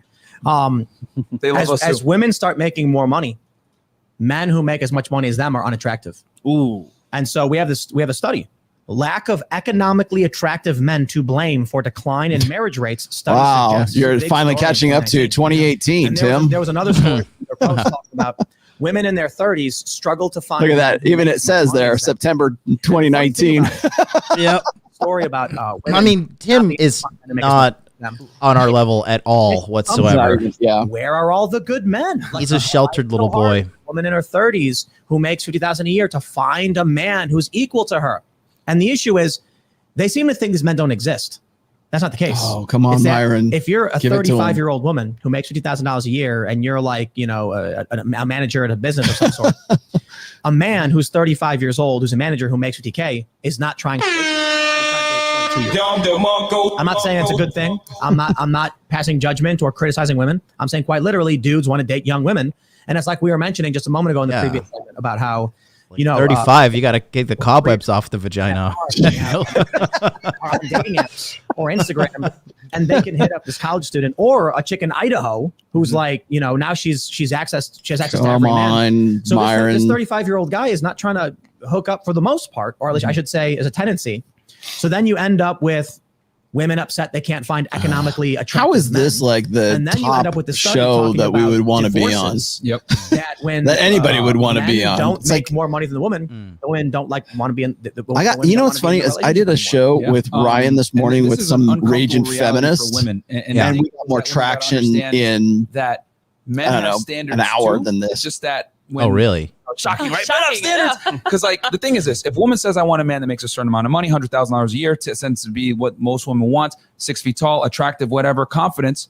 That's okay. That's considered preferences. But if a man says, "I want a woman that's young, attractive, and not annoying or crass," that's considered discrimination. And that's the problem. And a lot of women don't understand this, because if a man speaks his mind of what he really likes in women, he can get canceled, be called a misogynist, whatever it is. So very few men tell the truth about what they're attracted to in women. And the reality, ladies, I'll tell you, the more money you make and the older you get, the less negotiating power you have in the relationship world, because the things that make a woman attractive are not the same things that make a man attractive. Women think a lot of the times tend to base their value on masculine traits, how much they earn, their career, etc. That is asinine. That's like me saying, hey, listen, I look really good in some heels. I can walk in a dress. And as a matter of fact, I'm really feminine. Every girl would be repulsed if I told her that. She'd be like, oh, no, that's not what I'm into. That's exactly how men feel when a woman says, I'm a career woman, I'm strong and independent. It's just that men rarely voice this, because to say that, you're immediately going to be hit with some kind of shame language. So most guys don't voice what they really want in women, and they just act on it instead. What happens? Older women get left in the dust, and the men that they actually want that make money, have status, etc. Say it, high value. More attractive girls, because men are attracted to youth and beauty. No matter what society wants to say, reality does not adhere to social constructs. I have to say this all the time to like angry feminists. Reality does not adhere to social constructs. Just because you have a degree and you make money, that's cool. Nothing wrong with that. But understand it's not going to increase your sexiness by having a career. And here's what we hear a lot of. You always try to, there's always some defense. Like, imagine if a dude, you mentioned looking good in heels or whatever. Imagine if a dude said, my goal is to be a stay-at-home dad and raise kids. You know, I don't want to be in the workplace. No guy has that goal. I want to get married and have kids at a young age. No guy. One guy. Unattractive. Absolutely no dude. Literally no man on planet Earth has that as his goal. But it's a tendency. You say something like that, oh, they get this is what triggers the feminists. This is why they tweet about it, because guys want to go off on adventures. Guys want to go hunting. Guys want to accomplish that goal. They don't want to be stuck at home. They want to be, it's different. Obviously, there are guys that do. Yeah. There are guys that wish they could spend more time with their kids. And there are people who are upset they spend too much time in the office. But there are tendencies. So if you're put it this way, the house always wins, right? Mm-hmm. You know why the house always wins? Okay, one guy on planet Earth has that. For say roulette or for craps is 51% in the house's favor. Yep. Which means over a long enough period of time, you will lose. You can maybe go in, throw that dice at one time, get lucky and win the jackpot, but that's the exception, not the rule. When it comes to dating, even if it's just 51% of men who don't like this and 51% of women who don't like that, that's a pressure where you in the dating marketplace will keep experiencing this. And you'll say, why is it so hard for me to find a guy who just wants to be a stay-at-home dad? Or a guy who says, why is it so hard to find a woman who just wants to be the CEO of a company to be my wife? I got a perfect segue for that. You just said something magical, which I have to say on the podcast. As you guys know, on our show, we bring ladies into the show, a lot of career women, a lot of women that are entrepreneurs, and they ask us, how do I land a guy like this? Or they just, they toss me to the side, whatever. You don't. The problem is that a lot of women don't understand that concept you just said. A lot of women operate on possibilities instead of probabilities. And the reality is the probability is when you have a lot, when you make money, you're successful, you're a strong, independent woman, and you're in your 30s, the probability that you're going to find an attractive man that makes as much money as you, if not more, is confident, attract all these traits that women typically want in men. The probability is low. But the problem is this. I'm going to say it. A lot of women live in a Disney fairy tale, okay? Women are told life is all good, sugar and spice, and on top of that, privilege is invisible to those that have it. If a woman was attractive in her 20s and late teens and was getting attention from men, she's going to continue to think, I will continue to get the same attention and validation from men into my 30s. But they don't realize until they're in their 30s and they're not necessarily as attractive, they can't compete, right, on what men actually want, youth and beauty. Then that's when the reality hits them and they operate on possibilities. Well, you know what? It's still possible for me to get my Prince Charming, my prince, but they don't realize that possibility is very slim. And men, fortunately for us, we live in a fact-based reality when it comes to dating. Men know deep down you must create. If you don't create, you're not going to procreate, period. Mm-hmm. But women, they don't realize it until later on that I work so hard for my career and I can't get a guy. But no, you're using masculine traits. And now you've pretty much pissed away your ability to have that negotiating power to get a high status guy. Have you ever seen if he wanted to be ultra based too, he would need to say that they deleted high value men And guys that have a lot of status, But what it shows they is don't want a girl that's been ran through. Women That's start a big thing that they're leaving off the table there. Possible And a lot of these girls in America are just like of what just humans are ran willing to through, like protect. having 50 body count by the time they're 22. Women start off at 100. That's the line. Young men, guess where they start? Zero. Below zero. Yeah, well, it's at the bottom. It's like on a scale of 0 to 100, men are at zero. Young men are at zero. Why? Well, they're younger, so they're not as attractive. They're not typically masculine, and they're not ripped. They're not chiseled.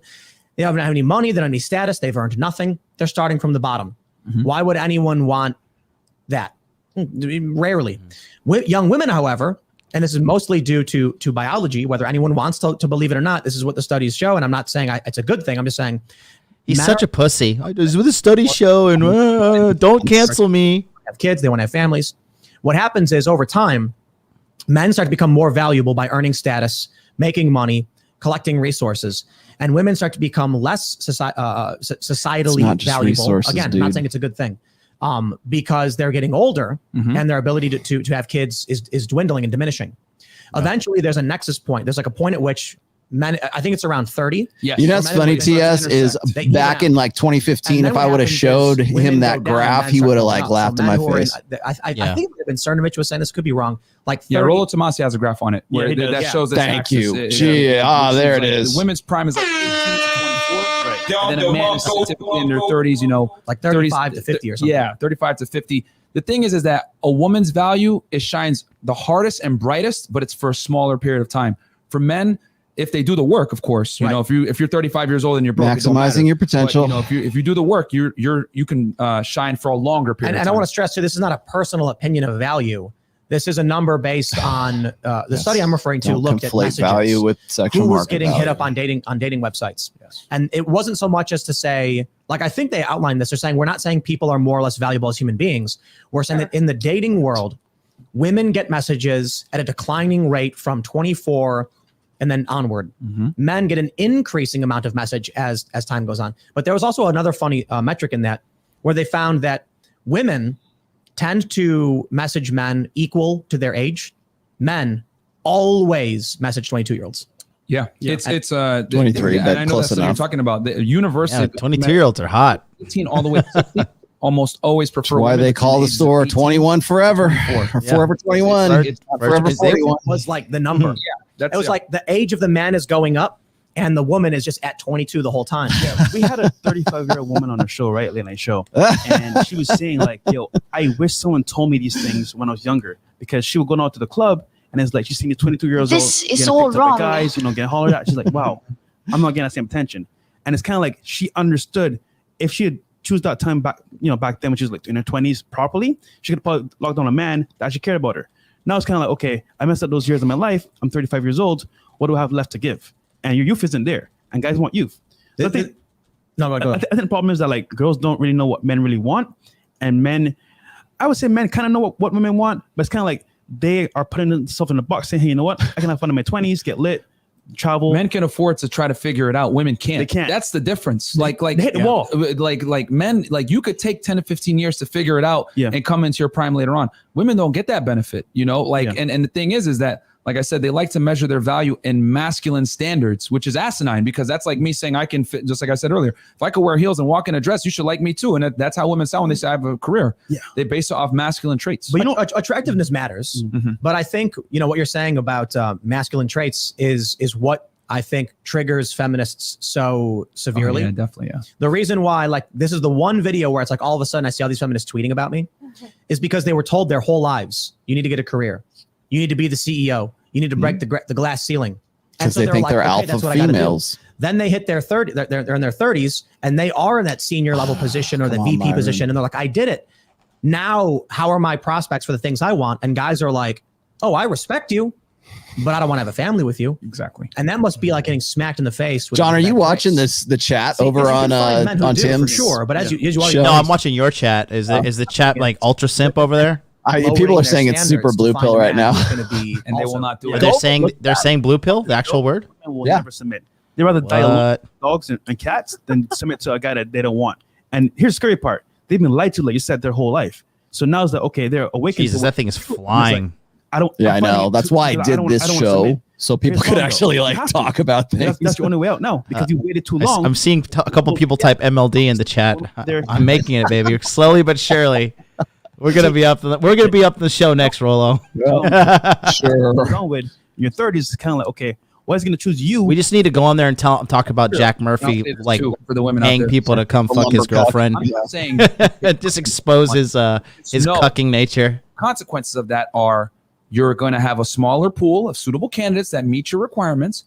And on top of that, it's not going to increase your sexual market value. Your money does not come into that like it does for a man.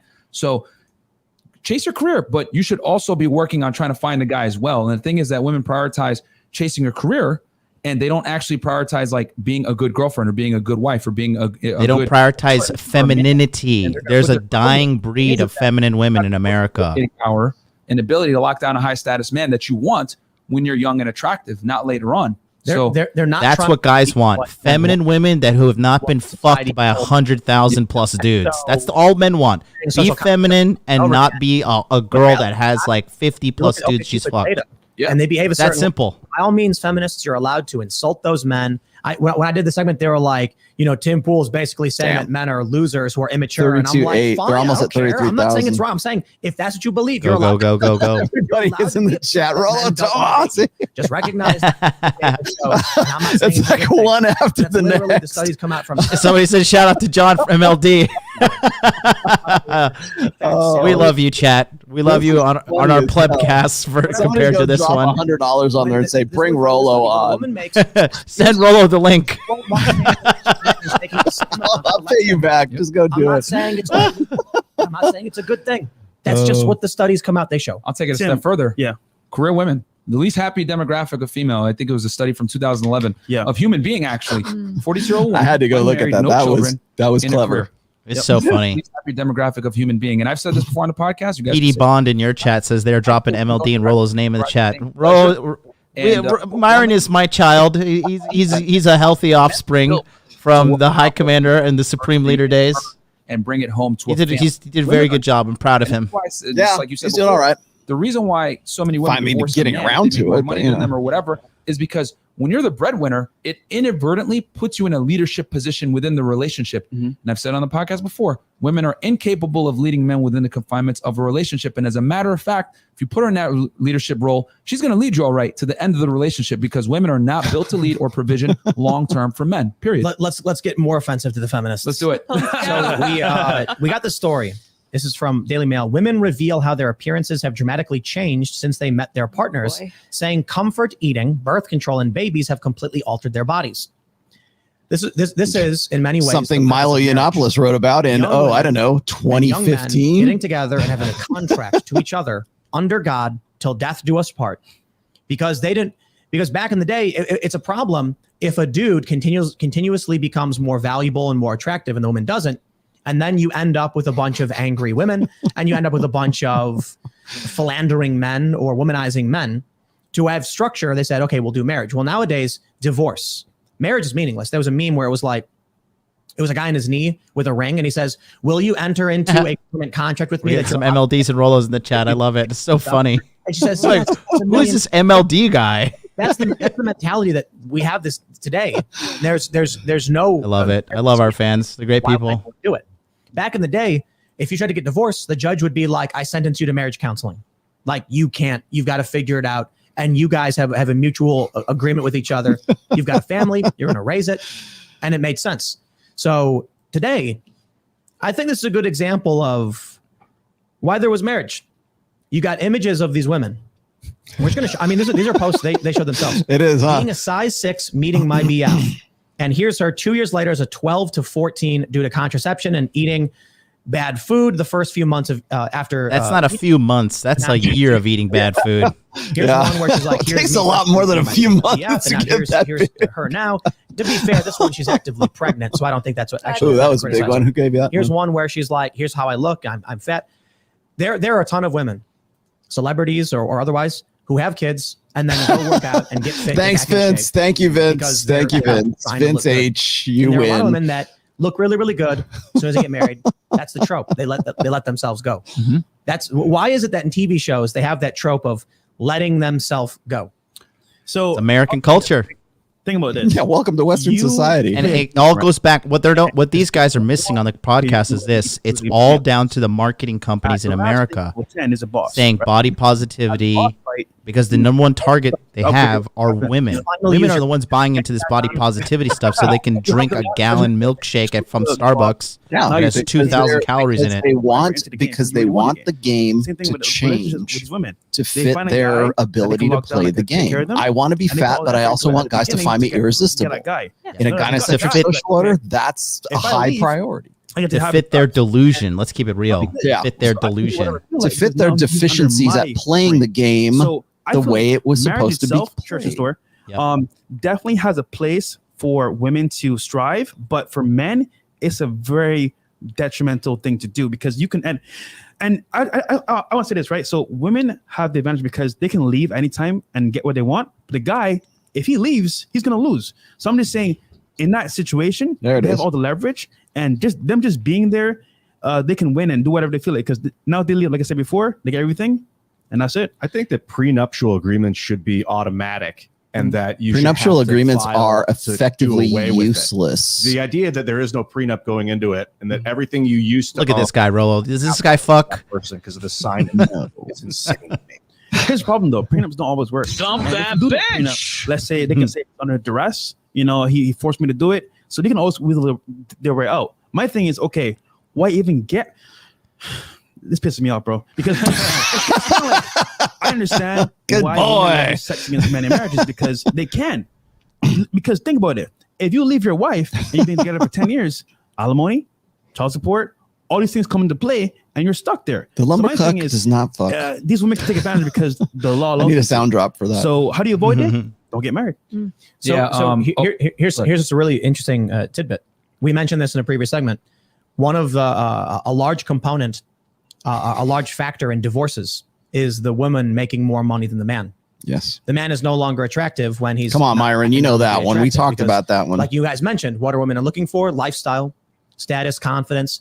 So if they're in a relationship and the woman is making a bunch of money, I have the story from Market Watch. They actually say, they frame it in a very funny way. They say this one thing in your marriage increases the risk of divorce by 33%. Hate that headline. And they're basically, and they show the 2019. image when the man is making more than the woman. Things Dude, are I good. hit on When the woman that is making more with than the man, Pat things are bad. Campbell.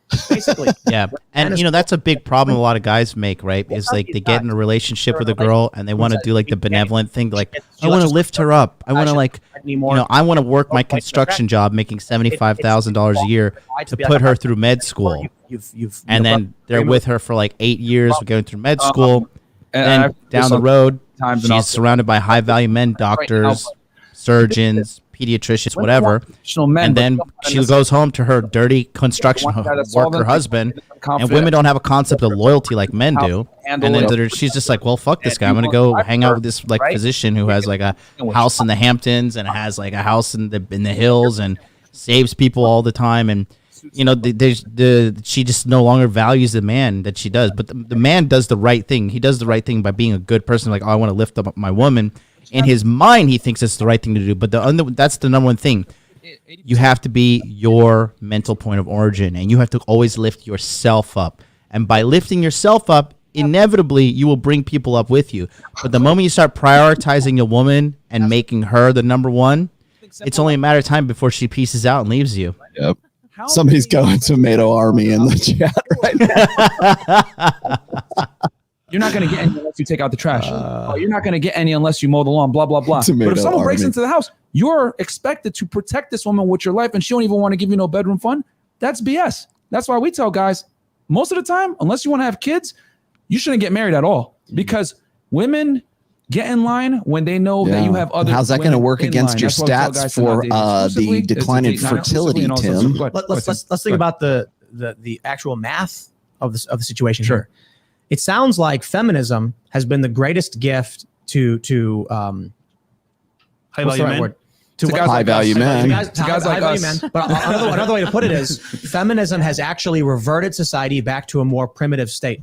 Yes. Yes. Yeah. Because of feminism, Yep. I would say it's the greatest, like I said, high value men, guys who are confident, successful, Yes. wealthy. They can get any woman they want, whenever they want. With Wow, you're no finally coming to obligations, no commitment. terms And with the better yet, fact that we're half going the to time be the a women are working careers and polygamous doing a bunch of society work. very soon, and So it there was won't a be meme based on where men feminist was initiating like, it. or it was a meme where a woman said, feminism is a trick, you guys. The men are going to sit around playing video games all day while they make us do all the work. Right? But so it's a joke. But what ends up happening is you look back at how things used to be in the tribal sense. Yep. The alpha male, the high value man would, get whatever woman he wanted. All of them. And if you look at how in the animal kingdom, typically it's like the most dominant, powerful male, takes all the women. 15 wives. Jeez, that kind of sounds like an alpha male. They take it, they fight each other, Harem. they kill the other one, and then they take their harem.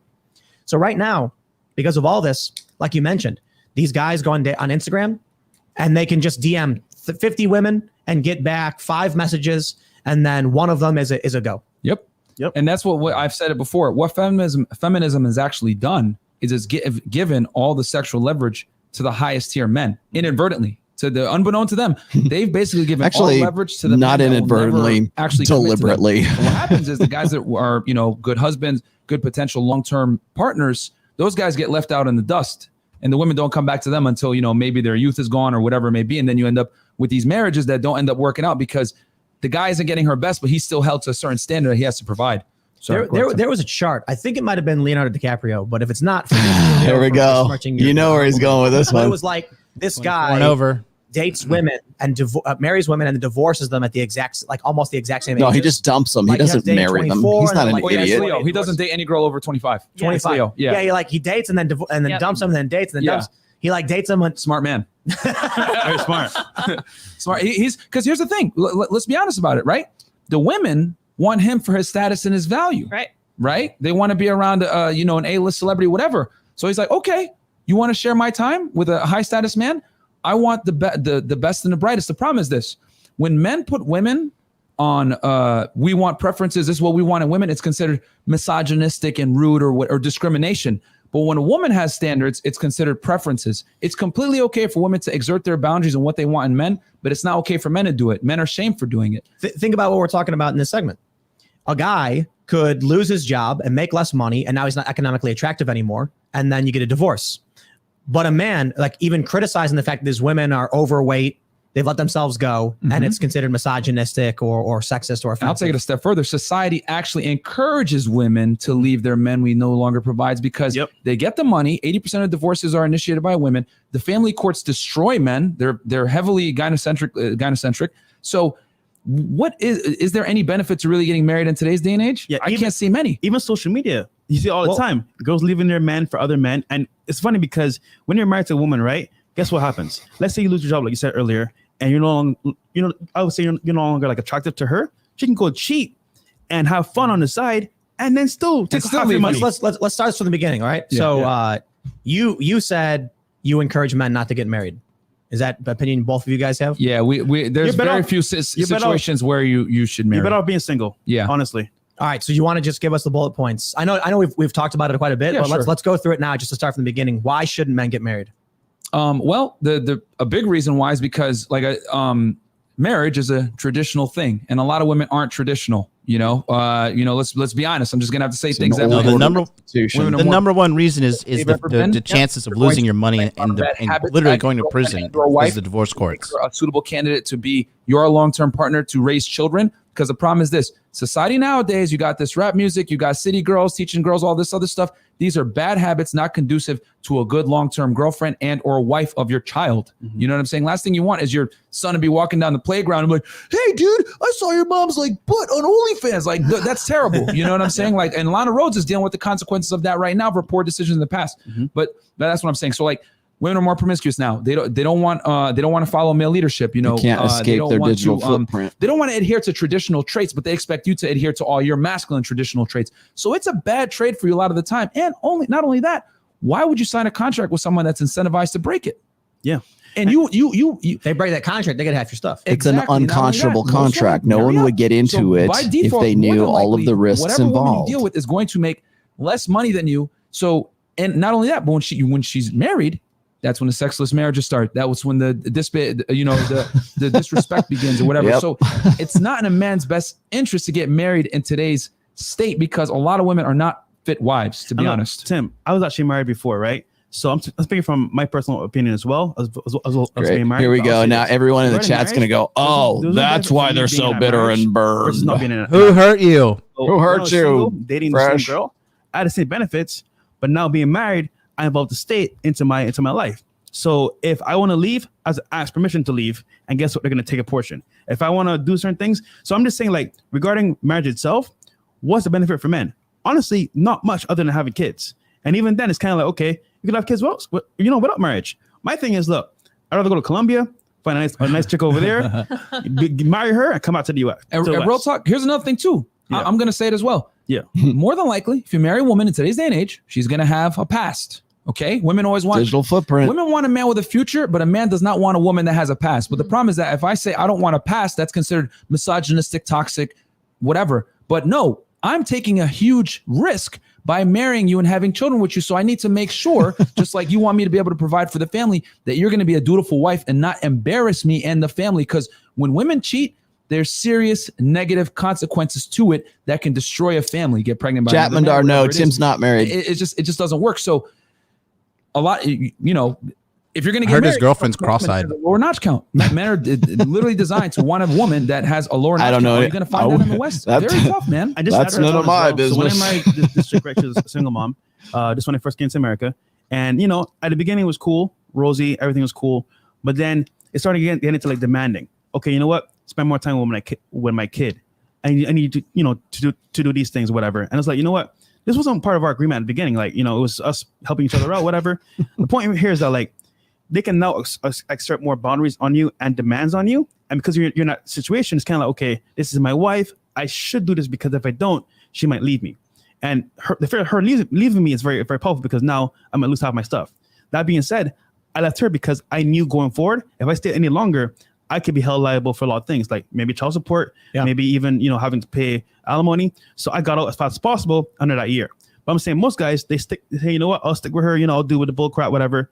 And then they get finessed because they have to pay all that stuff they got to pay. So cheaper to keep her. That's terrible quote. And one last thing I want to say, because I know that the feminists might get mad at me, whatever, for me saying that. Right. Men want a woman. Yeah, they already send me death threats every day. So it is what it is. Jeez. So I'll just go all the way. The thing is this, female promiscuity does have consequences. It's just that we don't tell women this because we don't want to tell them the truth, right? When you lie, women buy. Go ahead, girl, do your thing. All I'm saying is that if you're going to marry a woman, her past does matter for you as a guy. And there's studies that show this, that the more partners a woman has, the lower her ability to probably have to pair bond with you and or have a marriage that's going to last. It has significant consequences if the woman had a promiscuous past. So guys need to be smart and know that if you're going to pick a woman for a long-term relationship to have children with, you got to know what you're doing. And in today's Western culture, women are incentivized to be promiscuous. So it's like, and I shouldn't be admitting this as a guy that dates casually, whatever, but for the women out there that might be watching or guys that are thinking about getting married, this stuff matters, guys. You need to look at this. Check out the story we got. Go ahead. Wife's response to husband's message to lose weight goes viral. She should have given you divorce papers. Here's the story. A guy he posted a video online saying he purposefully bought his wife a dress that was too small for her. He wanted her to lose weight. The response, how sick and disgusting. There you go. Divorce you. She can gorge herself. What a legend. She owes you nothing. And she gets half your stuff. There you go. What incentive is there? You know what? I'll say this too to all of the women who may get angry about hearing this stuff. If you don't like hearing this, I'm not saying this to say any of it's good or right or anything like that. But now you're hearing what men are thinking and what men are talking about. And Got to walk the line, Tim. Can't. There was a God forbid you have an opinion. Got people offended because the guy last Christmas, I think it was. Yeah. The guy bought her a treadmill. He bought her a Peloton, bike, which is yeah. like Peloton. a Bike. Yeah, a bike. And Yeah. and there was a bunch of rage. Like, are you telling your wife that she needs to lose weight? Blah blah blah. And this just shows the crazy clown world that we're in, where having standards on women is considered misogynistic or awful. You know what I'm saying? And it's all you're simply telling her is, hey, listen, if you want to continue to get this security and provisioning and relationship with me, you need to also perform. There's a burn of performance on men, but there's never a burn of performance on women. We have a bunch of social conventions out there that allow women to misbehave, act poorly, be obese, be crass, be annoying, and with zero consequence. If a woman is fat, love your curves, girl. Hey, wait. Go. If a woman is rude, Here we it's go. okay. They just can't handle you. You know, if she's strong and independent, you know what? He has small D energy. He's not worthy of your time. You know, you go, girl. But if a guy's a loser, hey, man, you're a loser. You live with your mom in your basement. You're a dork, whatever. Yep.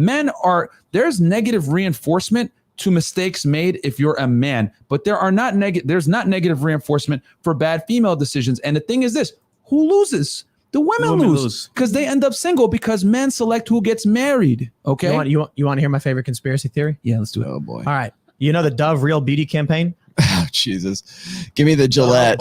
Give me Dove Gillette soap, now. Dove Come on. So they got bigger women, plus size women, fat women for their ad campaigns. Oh, Victoria's Secret's doing that too. Yeah. But here's the thing about the Dove Real Beauty campaign, right? So they Who's got been saying that since the beginning? All right. There it is. You know Ben and Jerry's, obviously. Ice cream. Ice cream, yeah. Guess what company? There's one company that owns both. you? Unilever. So the joke conspiracy theory is that they sell the ice cream to all these women, get them really overweight, and then do commercials saying you're so beautiful. Wow. You keep buying, like, because you do these ad campaigns for soap where you got all these super attractive models, and these women who keep eating your ice cream, you know, they're going to be out of shape and feel bad. So you got to make the commercials sound, hey, it's great. But look at this. You get the body positivity movement. Yeah. You get all these ads with morbidly obese women that are like at serious risk of health complications. Yeah. It's horrifying. There's nothing like that for men. None. There's no man body positivity movement. I mean, maybe like No male plus size models. I don't see them. Where's the Men's Fitness magazine with a big, fat, morbidly obese guy saying like, this it actually reminds me of the Sokol Squared hoax guys. You guys know about James Lindsay, Peter Boghossian, Helen Pluckrose? They spoofed a bunch of journals. One of them was fat bodybuilding. Okay. I don't know if this got accepted, but the idea was, why is muscle the preferred, bodybuilding? Fat bodybuilding is you should be able to eat a bunch of food, get really, really fat, and that's bodybuilding too. but it doesn't exist. No. There's no big ad campaign where it's like a big fat dad bod guy, just sitting there like, I eat a lot of Twinkies. Yeah. They don't do that. And when and it's amazing because like I used the example before, the analogy, like if I walked around in a dress and heels and I said, oh, well, how many times have I said that there is no dad bod calendars? There's only sexy fireman calendars. Yep. I was the one that pointed out to Myron that there are no how much plus size male models. I told him that, body language mastery back in the day. And it's so true. There is none because ultimately feminism, the social justice warrior movement, the leftist movement, all it boils down to is money. There's not some big cabal. Illuminati's not coming for Roosh and his fucking. What makes the most money? It's the most obvious. It's all about cash, and cash. It's all about money, period. I can't tell you how many women I know. It's okay. You'll find a good girl. Don't worry. She'll come your way, blah, blah, blah. No, that's cap. Because that's like me telling a lion, hey, listen, lion, if you just wait and you'll find that gazelle, man. Don't worry about him. Right to you. He'll come right to you. You just need more time. No, you need to tell that lion what? You need to be stalking your prey. You need to be out at night, hiding in the grass. You might need two of your buddies to help you, whatever it is. And then when they're not looking, you got to jump on them.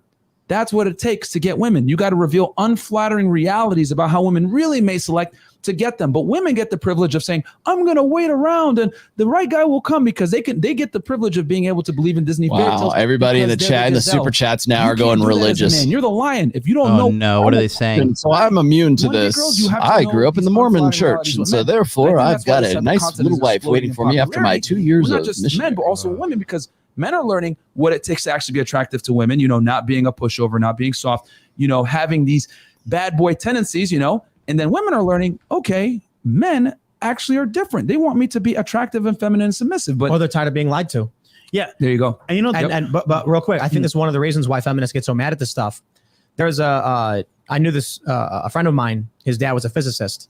We were talking about M theory, quantum physics, the top tier, the unified theory. And I was like, is this real? Is this it? Is the universe this 12-dimensional membrane or whatever this crazy theory is? And he said, there's a lot of problems with it we can't figure out.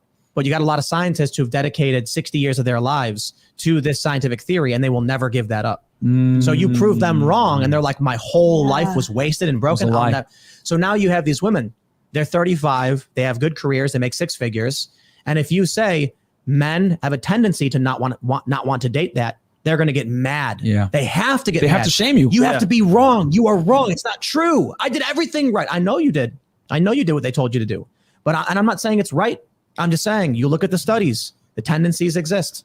So it's I'm not saying it's right. I don't want to have an opinion. God forbid. God And all these forbid. kids were like, but I was told to go to college. I did exactly what I was told. Great. Now you're massively in debt. You can't get a job. Just Life doing isn't what fair. you're told. A lot of women that we bring on our show that get mad when we say these types of things, they say, well, that's not fair.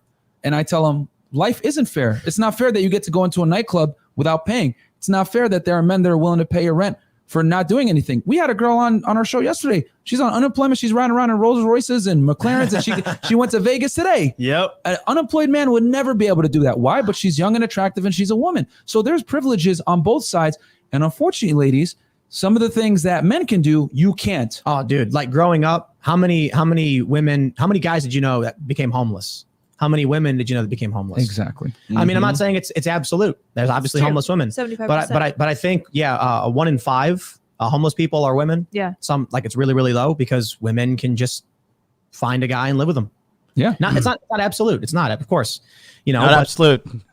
suicides overwhelmingly. I need an opinion. We're still not sure what's going on. I had a woman one time say, I was like, give me Such a privilege pussy. that men Such a don't, fucking or right. pussy. She was like, I really don't respect men like that. scared. You just got to commit. Feeling versus reality are two different things. Men are actually far more prone to be victims of violent crime, which is what you're trying to say. Go ahead. No, I was gonna say we got to go to the super chat. Yeah, let's do it. We went a little long, and we got to do this Jesus. bonus segment later. Here we go. This is it. This is what we've been waiting All for. right, let's see. Chad Randall says. Someone said hot dude army for life. Someone sent $100 super chat. Because if you think this was offensive, wait till we go to the members only segment. Oh man, get it. I can swear in there, right? Yeah. That's what I want to see. All right, Chad Randall says, I want an update on Tim's app. When will it be done? Oh man, we are working as fast as humanly possible. I literally work in this company, and I was like, "Can I give you more?" They're money getting to make down it to the faster? 2 hour And they're mark. like, They're "Yes." going to And I go said, private "Can I in give a you more minute. money to make it go faster?" And they said, "That's the limit." There's just only so much you can do. So the new website looks amazing. We're going to do an app. You're going to be able to listen to podcast episodes. Tim's net worth with is in the screen millions. off, I know all that. good stuff. I know he's got $1 million place in Takes time to upstate New build stuff, York. so we're working on it. Hey, East F says, I got a notification today. Yay. Hey, that's cool. Nice. Obo 1.5 million is what I see. legendary fence sitter versus Fresh and Fit, the legendary fence busters. Will Myron sacrifice the rest of his hair to defeat the beanie? Will Fresh unleash the stutter barrage? Find out next time on DBZ. Oh man, That was a good one. awesome. It wasn't a question, but Excellent. let's see. Okay, I don't know what this means. Rainer Chen says, here's to Fresh and Fit. If Tim Pool joined your podcast, what could it take for you to Frank Castle him? Oh, Tim is fan, man. yeah. We want to Frank Castle him. Nah, Frank Castle, What does because that mean? when Look at his shirt. yeah, I wear the Punisher. Oh, Basically, right on. I went viral on TikTok back in like late 2020 for saying like if a girl reschedules on a date, you need to punish that bad behavior, make her buy the first round of drinks, and went viral because like punish bad behavior, are we dogs? It's like no, you just need to let her know that you have boundaries and she can't disrespect your time. And then they're like, "Are you punish bad behavior?" I was like, "You know what? I'm Frank Castle now." So I just took the name, the Punisher, And and then every show we do, right? There's for whatever reason this random ratchet chick that goes crazy, right? Yeah. And we'll give her a chance. To, you know what? Please calm down. We're on a talk show right now. You can't be too loud. And they keep going on and on. And so you know what? That's it. Had enough. Get out of here. yeah, and I just kick her out. Frank Castle. It's called Frank Castling them, Yeah. and the chat's hilarious because they'll start putting castle emojis in there when the girls Frank start Castle backing up, or Frank Castle loading. I'm like, all right, get the F out, and then they leave. But or Tim is whatever. cool, man. Tim is cool. Yeah, thanks, Tim's Smiley. cool. Yeah. All right, I'll take it. I'll take it. I got these guys from this fancy podcast in Miami say I'm a cool dude. That must make it true. Yeah, that's right. All right, let's see. Conti123 says we had a lady tried to run a military. Someone said a super chat. Get Rollo and MLD on the show. Now she's trying to make the MP lying. Sam Whiskey, shout out to you, man. Yeah, dude. Oh my All right, goodness. let's see. People are saying Fresh and Fit based. Next show, Rollo Tomassi, LOL. Free John Doyle on Twitter. His future POTUS. Shout out to Heck Off Commie Network. Do you guys know Rollo? Is that how you say Yeah, it? he's our boy. He's a friend of ours. He's actually the author of The Rational Male, a very cool guy. There we go. Dude. We should have him on the show, man. He follows me. Yeah, Yeah. he's a good dude. We'll check She it out. follows me too. I'll Fight You Naked said, just saw Leah's interview with Voice. It was very interesting seeing a girl who aspires to be a stay-home mom when I'm old enough to be her dad. the wokies would have got away with it if it weren't for all you meddling kids. I just feel like women have really been lied to, and more than anything, it makes me sad. To She's watch not them wrong. Play a second-rate version of the men's game. Is Yeah. that Tim's girl? No, that's Lydia. She's a How many of your producer. I friends don't think they're actually dating. They have might a have at one time, but boyfriend they're or not married anymore. now? I think she's got Most of my some friends dude, are some other married and dude. having children right now. Awesome. Good. Yeah. That's That's good. excellent. That's That's awesome. my gang. My Yeah. gang. Yeah. That's good. I'm a little jealous, but it's all good. We'll get there. All right. Black Rock Be the Beacon same. says, I just moved from PA to FL. It's nice here, Tim. Lots of freedom, lots of rural land for cheap and unincorporated areas. Luke was right. Join us, Tim. Dude, I lived in Florida. Humidity. January and February was like when we could go outside. But maybe I'll get a big pole barn or something. And Air conditioning. Hold on, Tim. You spend a week with us. I guarantee you will love Miami. I'm telling you. Yeah, in All Brickell. our- Make it back Sure. here. All our guests that come with us, He can't leave that house. In Florida. I love Tim Miami. can't It's leave. fantastic. Are you It's just kidding? The weather, dude. You know? It's not about the weather. You can't leave. Yeah, but I like going out. I go outside every day. I skate. And it was like really brutal. We'd go outside in the backyard, 100 degrees, maximum humidity, and I just like fall over and like just melt. What a pussy. No air conditioned skate park. Yeah, We can make that happen. I went to one skate park in Miami. That Low it had- winds? I don't remember. It had no AC though, Oh, and it was no. seriously probably like 110 degrees inside. And I went inside and I was like, these people are nuts. They had Yep, a you're fan, right about like, that. trying to pull the air. I'm like, dude, we're in Miami. Yeah, they Like- blowing just more humid air on me. AC must have been broken or something, Oh. and they were trying. They had to keep the doors open, otherwise they go out of business. You know, I get it. All right, let's see. What do we got? Jonathan Duger says Ian is right on this thing. The ice is like heavy weight on one end of a seesaw. One side falls, and the other rises. Shout out to Ian. Oh, interesting. Some science. Oh, Checks Jesus. out. Yeah. It's got a name. Nathan Simpson says Ian is right. Isostatic rebound is a thing. My home province in Canada was covered in glaciers during the Ice Age, and as the crust rebounds over time, we sometimes experience small earthquakes. Huh. Wow, interesting. I never knew. Interesting. Damn. Yeah. How about Yeah, you, they said that John? Atlantis sunk Interesting. beneath the sea, as well as Something I clearly don't give a shit about. Sure. All right. Eamon says, first super chat, listening for 2 years now. Hey, appreciate it, man. Love the show. Hi to Lydia. Speaking of getting hustled, got hustled in NOLA on bachelor's trip. Oh, no. Woke up with fake phone and $2,300 spent on debit card. Police didn't care to take a report. Oh no. Whoa. Yeah, that's. I'm not surprised with that. Finesse game is strong. Yeah, that happens, bro. Joe Harshbarger. Tim, what if they are driving gas prices up because they want to make it more convenient to drive electric cars rather than gas ones? Vince H. I Y'all don't know need about all Rollo that. on here. Yeah. No. Hopefully he reads it. I know. That's $100, man. But you can't really do much with it outside of like running errands. You can drive it to the store, you can drive it back, but taking it on longer trips, like we drove it 3 hours, we had to stop, plug it in, and then chill for like 20 minutes as it charges Wow. back up. That's annoying. Yeah, it's really annoying. Like, I'm not too familiar with Teslas. Like, do you plug it into like an outlet or something like that? Or If you you can plug it into an outlet, and You can. it'll give you 3 travel miles per hour of charge. Yeah. Okay. So if you get the actual charger, Yeah, like the for superchargers, $97,000. you can actually All charge right. it up to about 80% in 20 minutes. okay, So that's not that bad. But how much is basically, one of those things though? the supercharger. It's the normal plug. Oh, it just comes with. Yeah.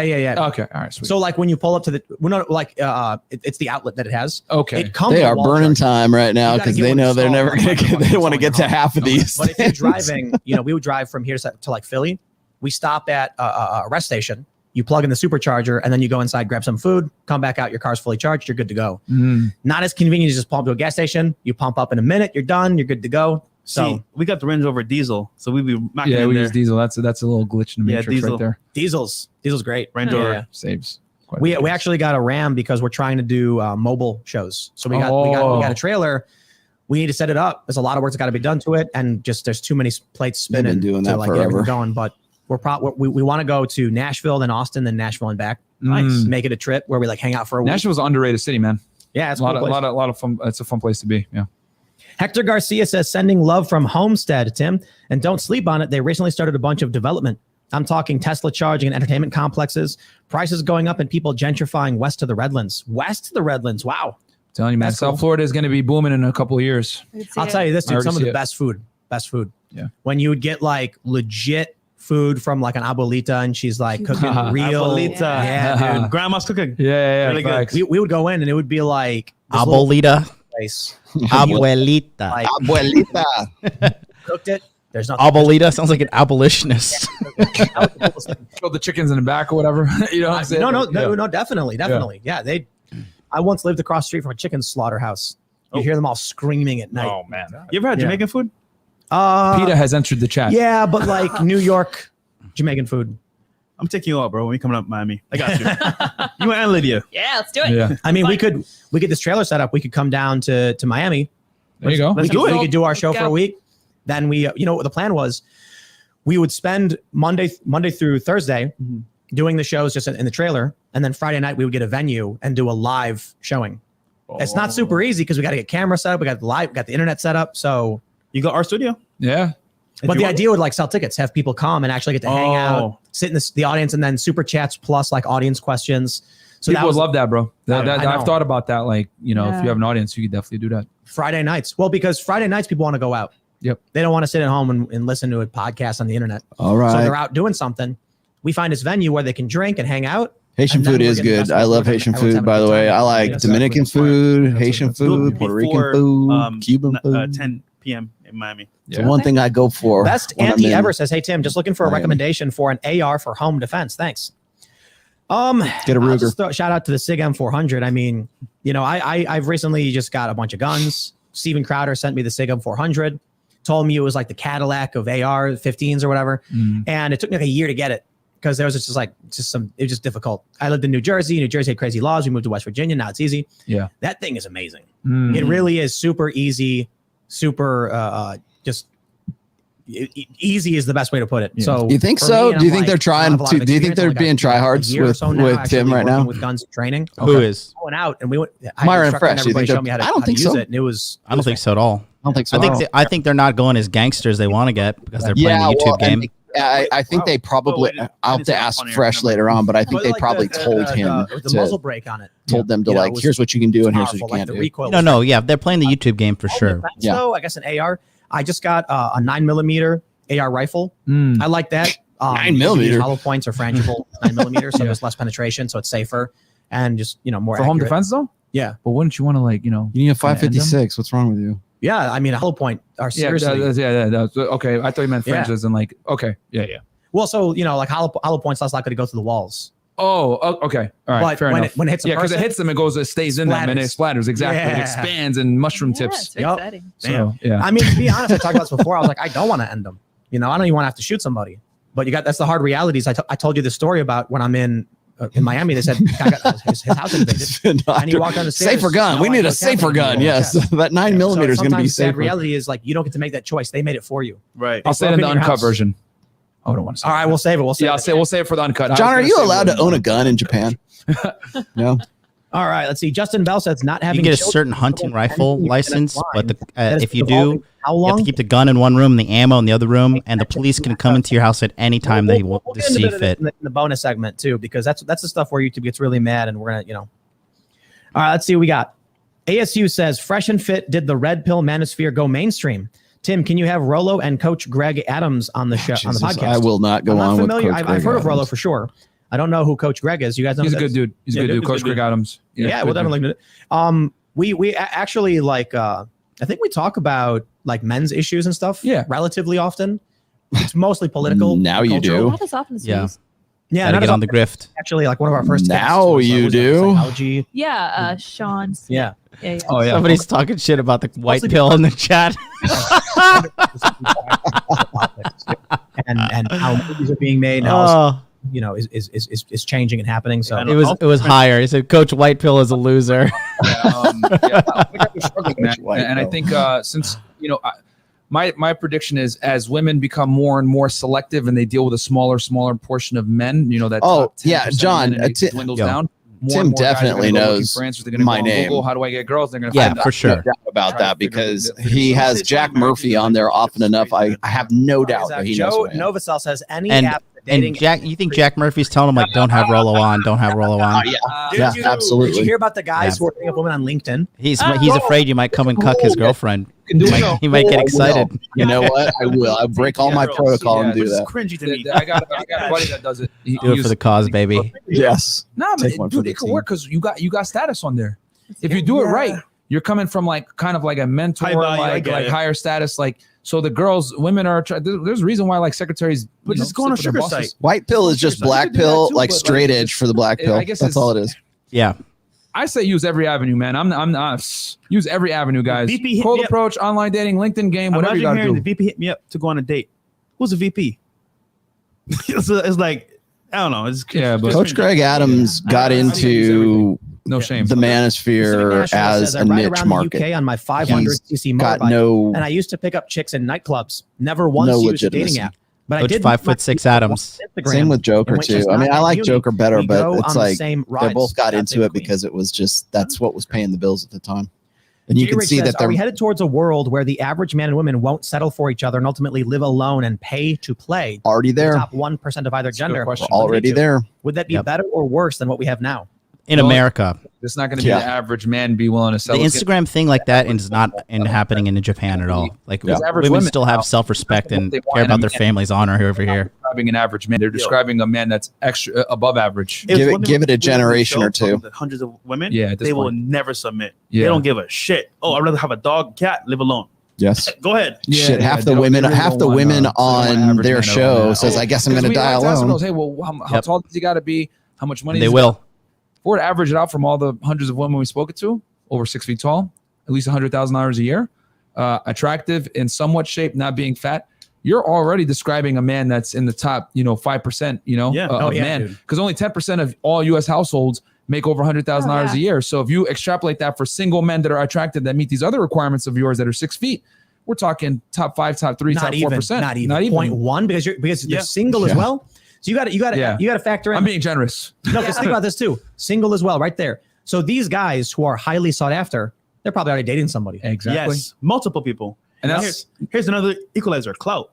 If you have clout nowadays, it's kind of like the social currency. You have that, you have access to a lot of women. Yeah, and it's just the thing is I think well, it's not even I think at this point after interviewing hundreds of women, I know they have an abundance mentality that is almost detrimental to their ability to lock down a guy because they think, well, I went to this social situation or I went to this party or was on this yacht and I met all these guys. These guys are abundant. No, they're not. Like they're abundant maybe from a they want to sleep with you because women don't understand that just like women have like a dual mating strategy, men do too. You have the girls that you want to just like hook up with, then you got girls that are wifey material. The problem is that a lot of women conflate a guy wanting to sleep with them and give them attention as, okay, well, this guy is a potential candidate for a relationship too. And what they don't understand is that relationship value and, attractive value are two different things, and a lot of guys, and here's the other thing too. I always tell women to this and they get mad at me, but feminists, if you want to get mad, it is what it is.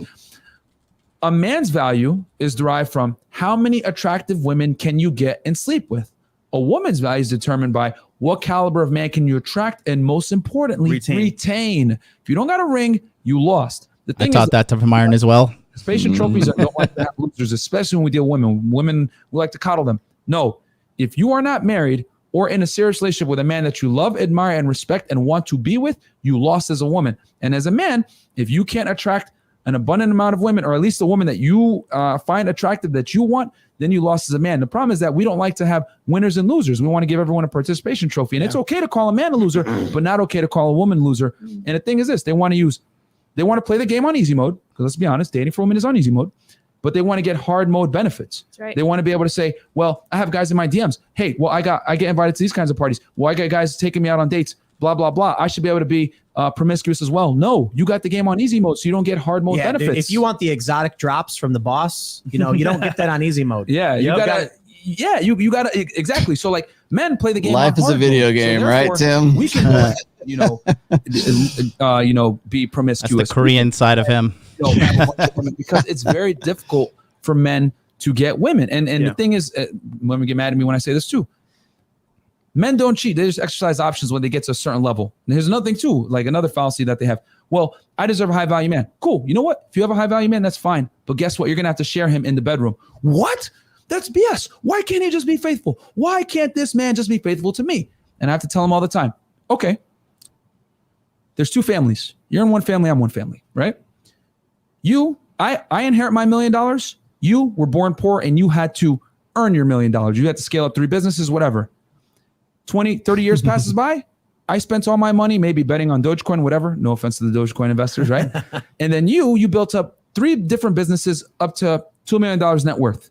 And then I come to you and tell you, hey, listen, you need to invest your money like this.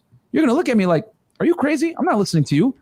Why? Well, because I inherited my million, I inherited my million for my family, whereas you had to earn your million. So how can you dictate to a self-made millionaire how to invest his money when he made it himself and you inherited your money? And that's what I tell women. Yeah. You inherited your value. You cannot dictate how a man spends his value when he had to earn it.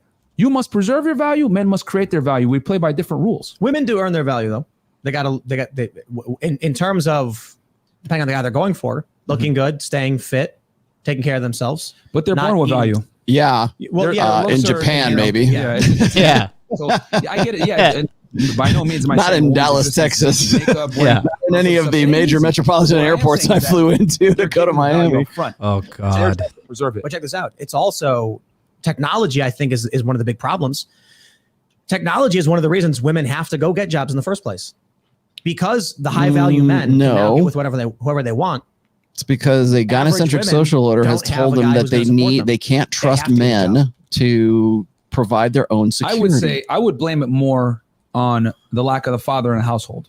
The reason why, the divorce rates are so high and, women are not happy with men is because divorce rates are very low because marriage rates are very low. And the father would pick a man that was conducive to his daughter's long-term success from a security standpoint. He didn't have to be the most arousing guy, be the nerd, whatever, but that guy was going to be a really good husband and a really good father. The thing is, though, since women make their own money, right? Alpha seed, beta need, right? Shout out to ROLLO TOMASSI. If they make their own money, they no longer want that security from that guy that might be, a loser. They want the hot guy that is attractive and makes more money than them. So it's when and there's a bunch of other reasons, why society fails when you remove the father, but the father is a critical component in his wife being able to lock down a man and be happy in a relationship as well. All right, we got this one from Simulation 115. He says, what are the guests' thoughts on otaku and anime culture and its effect on dating? Honestly, man, I love anime. Oh, John. I would say, though, it's created a space where, there's a bunch of guys that only, stay in that bubble. And it's kind of like I don't want to sound harsh, but they only look at women. I don't know how to say this in a nice way.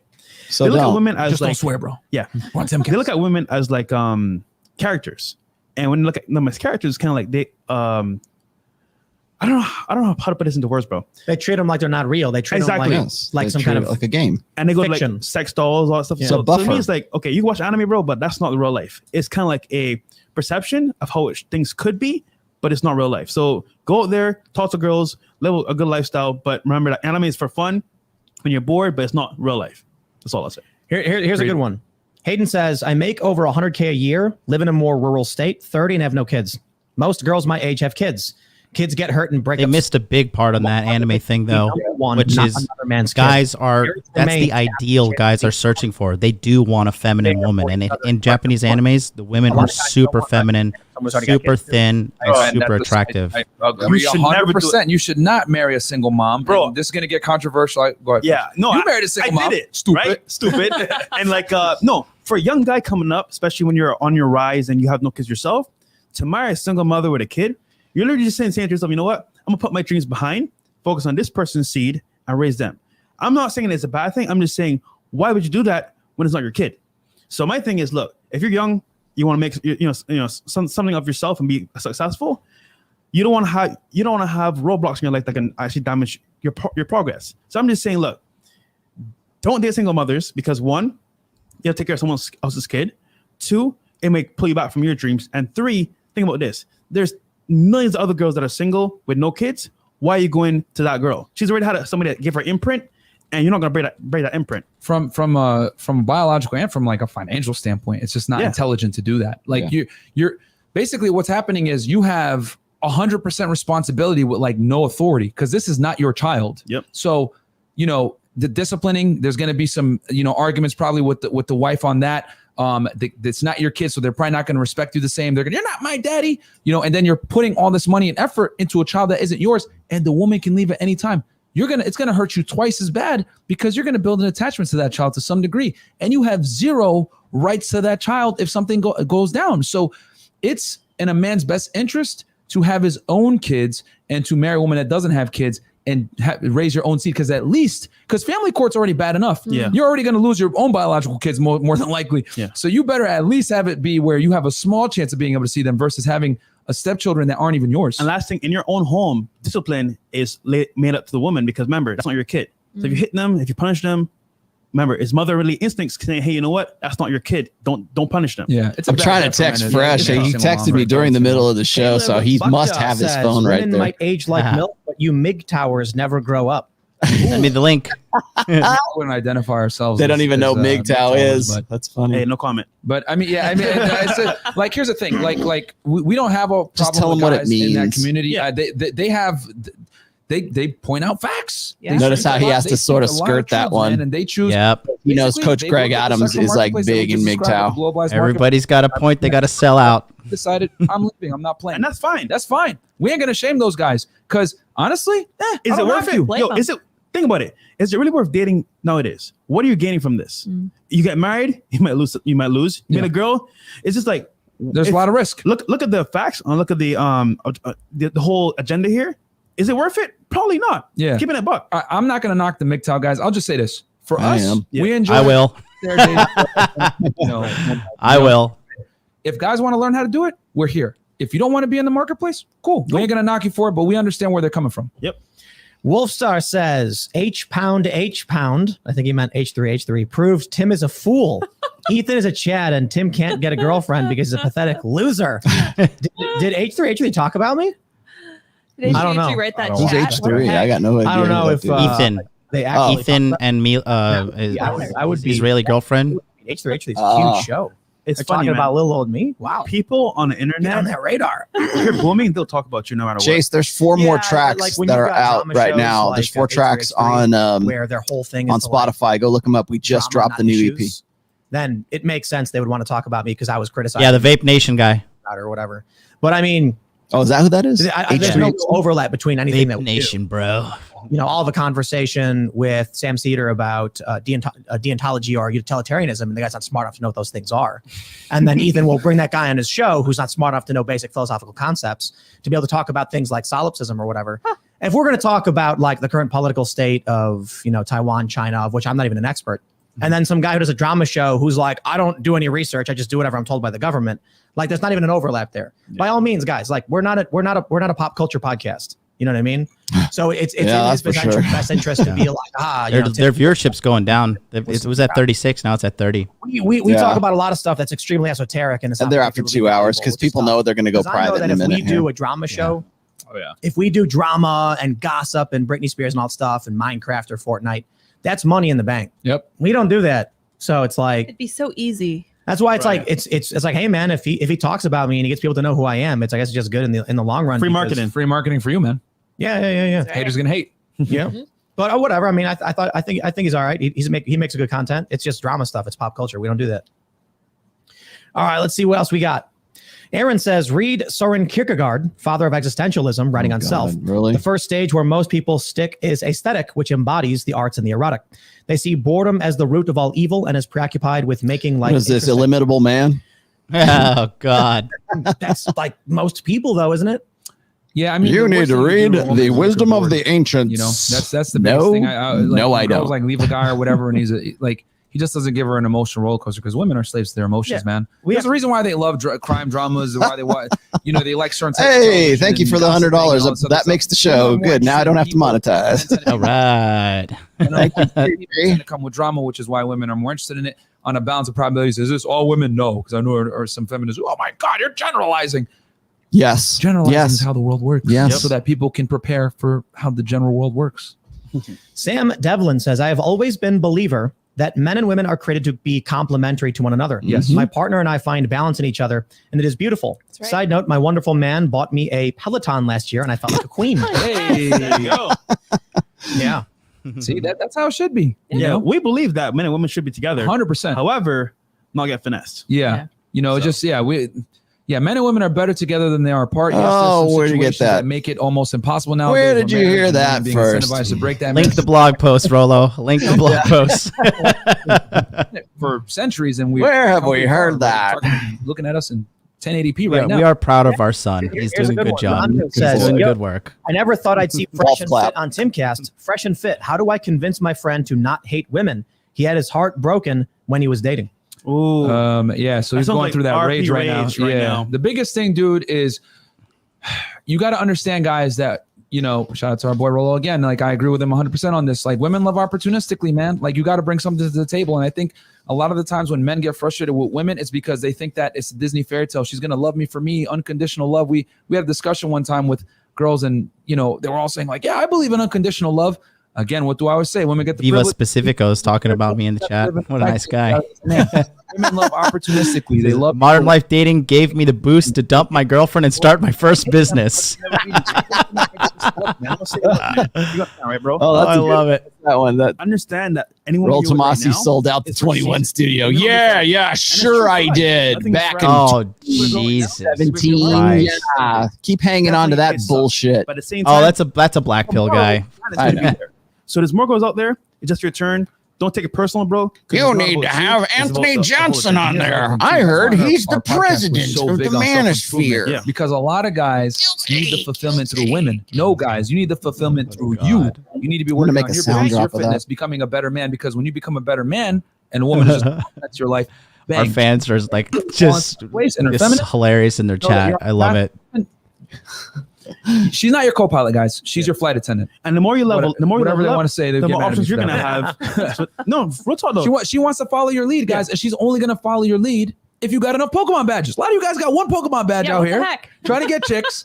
Women want leaders, man. So you guys got to become, and then you can come. But you see how she broke his heart.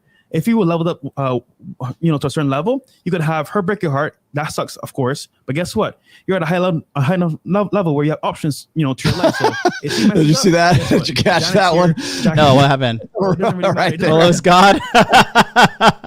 Right on, man. Well, I think we should. He's not wrong. Members He's only. not So wrong. if you are not a member, go to Oh, they're gonna timcast.com, switch over. become a member. The site's taken off, man. I can't believe how many people signed up. It's huge. We're hiring people. We're gonna have, I think we're gonna have like 5 people in the newsroom within like a couple of weeks or so. So that's huge. nice. Damn. Actually, no, I'm wrong. It's like 6. Oh, snap. 6 people. Yeah. So this is going to be huge. Go to timcast.com, become a Huge. member, smash that like button, subscribe to this channel, hit that notification bell. You can follow us on Instagram and Facebook at TimcastIRL, and you can follow me at Timcast. You guys want to shout out your social media? Yeah. We have a joint page, Fresh and Fit Miami. We also have YouTube as well, Fresh and Fit. And then my personal one is Fresh Print CEO. And then Unplug Fit with 2 T's. And guys, yeah, get on us on our Fresh and Fit. We do our main podcast Monday, Wednesday, Friday, 6 p.m. Yeah. And then we do a nighttime show every time where we bring in some lovely ladies and discuss dating and react to videos every night, Fresh and Fit After Hours. And then we have a Fresh and Fit Clips channel. Check that out too. and the Instagram course.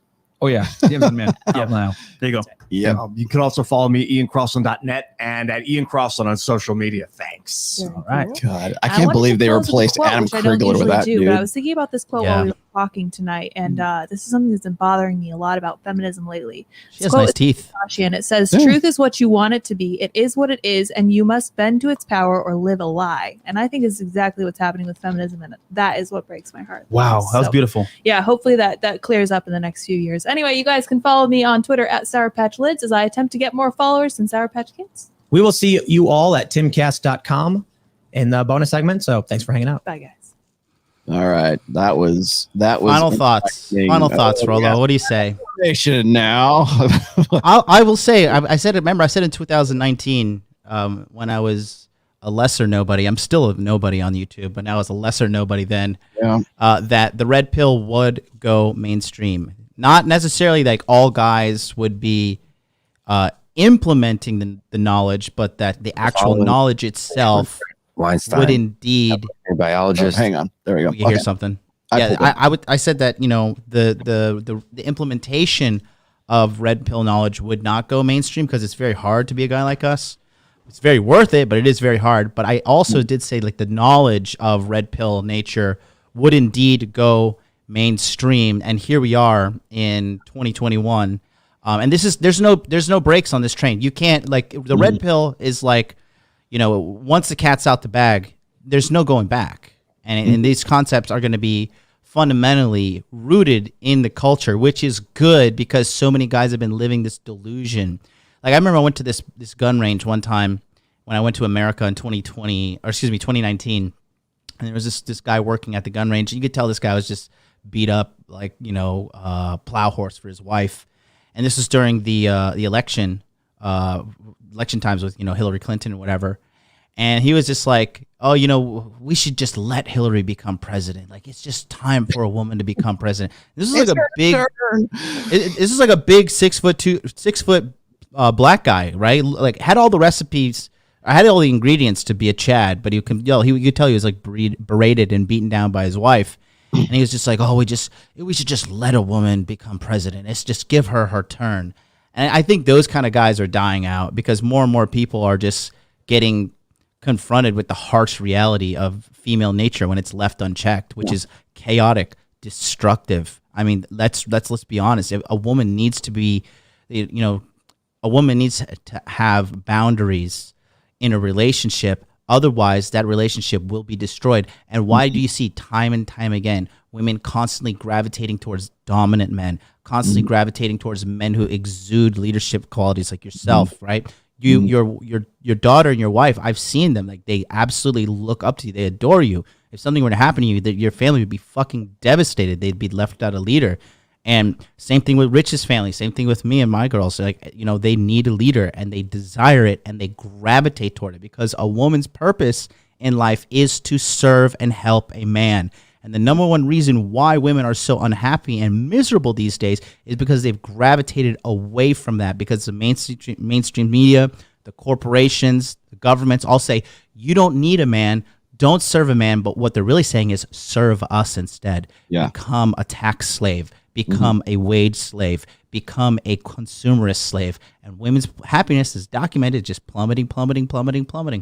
I was watching your last. I kind of fade in and out as I can in the mornings because you're like on pretty early in the mornings. But I've been watching your show. I watched this morning and I watched yesterday morning as well. And there was one thing you said something about like when women are left to their own devices, they tend to get self-destructive. They tend to get make a mess of things, right? And I've always heard this from a lot of guys. A lot of guys will say, well, women are just like children, right? They're like the most mature teenager in the house kind of thing. And it's like. I understand that impression, but I thought about that when you were talking about this morning, and then I recall this conversation somebody threw at Dr. Jordan Peterson one time, and says, well, he was really upset. He says, well, how come you characterize chaos as the feminine? And I go, yeah, because left to their own devices, that's what happens, because women are the vulnerable sex. It's not a sexist thing. It is the fact. It is an evolutionary fact. Women are the vulnerable sex. They need protection. They need provisioning. They need parental investment from a guy. And if they don't have that, they make a mess of things.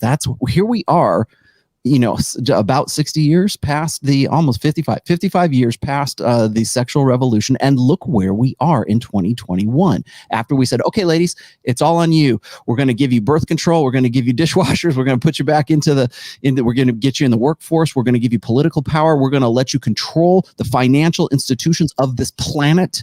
We're going to give you social and political power. It's on you. Go. And here we are in 2021, and look where we are. Yes, they are forces of chaos. Women need, and I don't mean that in like, fantasy. So I mean, it's a chaotic thing. Men need to be the ones who are the law bringers. We are the ones who have to bring order to the galaxy, right? I mean, we're the ones that have to go and say, look, we need to focus where we're going, because women are the emotional, men are the rational. Women focus on instinct, emotion, and reason. Men, it's instinct, reason, and then emotion, right? And when you take that away from not just, this is micro to macro, when you take that away from a man and a woman, and then you take that away from a family, and then you take that away from a tribe, and then you take that away from a social group, like a township, right? And then you take it away from a nation, and then you take it away from a world. Okay, so you're extrapolating all that chaos into a worldwide thing. And exactly who's going to profit from that chaos? The people who are trying to find out what's going to work best for them. In fact, what you're saying right there, when you were talking about money and all this other stuff, yeah, those people want to put law into that chaos, but they want to put their own law into that chaos, right? That they want to, they thrive off of that because they can make money off of the emotional. That's how women, that's how a globe, and I don't care if you want to call it like communism or socialism or communitarianism or capitalism or whatever, there's always going to be somebody who's going to capitalize in whatever the system is on the differences between women being emotional and men being rational. And as long as we can disempower and keep men on the back foot all the time, and we can keep women in a gynocentric social order and say, you go girl, it's all about your truth. Even Lydia said that at the end there. It's all about your truth. It's not about the truth. It's about your truth. And you keep things subjective, you keep it socially constructed, and you keep it blank slate, and you keep it, you keep it emotional high and emotionalism. This is where we are. So when that one lady said at the end there, she's like, I believe that men and women should be complementary. Yes, we are in an organized, orderly, law-based, relationship, intersexual relationship between men and women. Yes, that's how it works, because my weaknesses are offset by my wife's strengths and vice versa. I offset her weaknesses, right? Her emotionalism. I am the bulwark against that, as Royce used to say. I'm the lighthouse in that storm. It's not that it's bad that she's a storm. It's I have to realize that that's what she is. And I have to be the rock. I have to be the one that says, okay, this is how things are going to get done. And this is the order in that chaos. And one of the things I think, and I think this is really part of women's biology. This isn't like woo-woo magical stuff. This isn't like religious. I'm not pulling this from any religious text. I'm saying this because women are the vulnerable sex, and that's where they default to. They default to the emotional. They default to communication. They default to person, right? They default to like what Dr. Steven Pinker said. Women are interested in people, and men are interested in things. Men are idealists. Women are the opportunists. They're opportunistic because they have to be. They are the vulnerable sex. They have to be opportunistic and look for the best that they can get in alpha fucks and beta bucks. They have to get the best that they can get at and optimize hypergamy because they're looking for quality. If they don't, they die. That's the mentality. That's the ancient ancestral way and evolutionary firmware that women have. Men, on the other hand, have to be the idealists. We look outward at the world. We don't look inward like women do. Let me ask you a question. How we can affect our will on the world. Yes, and I want to ask you a question about you and your wife, right? From when you first met her, did you because when I date a girl, like I demand servitude, and I'm not saying like I put a shackle around her neck and beat her in the kitchen, unless she's into that. But like, did you require servitude from her? Did you require like, hey, I need you to like take care of me, cook me this? None of that. Okay. So here's my thing. Okay. And people like Rich asked me this a long time ago. So he used to say, how did you vet for Mrs. Tomassi? It's like, I didn't. I had to vet myself. I didn't have to vet her, which is kind of remember, this is back in 1995, 96. I got married in 96. So, yeah. So when I met her, she was already kind of halfway there. Now, up until that point, I'd gone through two types of relationships. One was my short-term, quick sexual ones when I was playing, junior rock star back in the late 80s and early 90s in a Hollywood metal scene. Okay. Right. Then it was either that or it was serial monogamy, right? It was like, oh, will you be my girlfriend? I'll give you anything. I'll do all this stuff for you. And so by the time I had met the woman who was going to be my wife, it was a breath of fresh air because of all the relationships, whether it was a short-term sexual one or it was like sort of a serial monogamous one, I was always trying to be the one who was like, okay, we're going to play even Steven, right? I'm going to be the one to lift you up. I'm going to be the one to support you. Whereas in the case with my wife, she didn't want to have anything to do with that. In fact, she was the one who, like I've said this before, when we were going out on a date, and we were taking her car, she would insist that I drive the car. She would hand me the keys and say, here you go. This is the restaurant. Drive me to the car in her car. And she was the very first woman I had ever had after 40 some odd notches, right?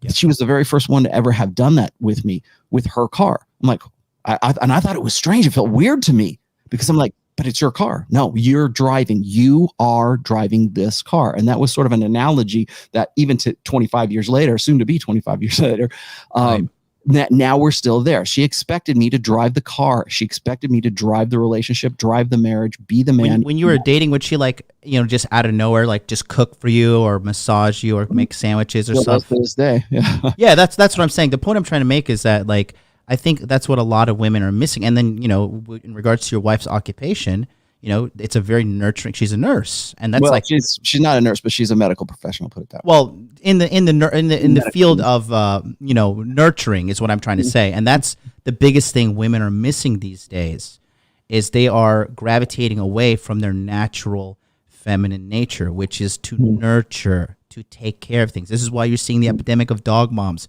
because they can't have a baby, but like, I can have this dog and kind of facilitate some implementation of this maternal instinct that I have. It happens a lot of time with my little dog, because my little dog, it's like 3 pounds and it's like a baby. And when the girls come over here, they're like, oh my God, I want to take care of it. I want to buy her stuff. They pick it up like, don't shout. Don't shout. You're scaring her, stuff like that. And, when you're going back to what you said, let's forget all studies, forget all scientific bullshit. Let's just be two guys talking in a bar. Take a look now at the state of women in America when they were left to their own devices. They have literally become the fattest people in history. And they want to become men. They want to even Myron was talking about that. They want, like, we've feminized men and we've masculinized women. And we tend to focus more on feminizing men right now, because that's how you weaken a society. That's how you destroy a society, is you weaken the men. Yep. And it's working. And that's something that even I've used this as an example before, but it was in Hector Garcia's Alpha God, Dr. Hector Garcia. He mentions the instance of how the Roman Catholic Church, back during the time of the conquistadors, right, when they would come over to South America and they were conquering. That's why they called them the conquerors, right? They would come over there with priests, and the first thing they would do is they would dress up the tribal men as women.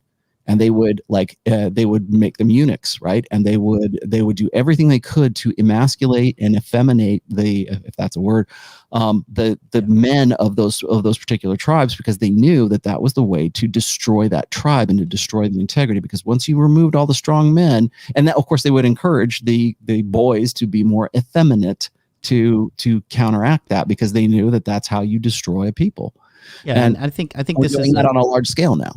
I think this is definitely some kind of like psyop or some kind of subversion movement, maybe from Russia or China, because I'm going to release some information that nobody really has been doing the research on it, but we're going to see how there's been a massive infiltration of our university system to implement this stuff in the United States of America. I was going to throw this at you too. It's like a lot of this has been going on since the sexual revolution, since about 1965. And a lot of people ask me this: do you think that's some evil cabal of like baby eating Satanists or something like that? No, I don't think that. I think that we're where we're at right now because we made some mistakes and they've snowballed into where we're at right now. And are there people who want to take advantage of that? Absolutely. But was it like this evil plot from back in 1965? No. It's just people who now see the advantages in this system, and they can exploit it.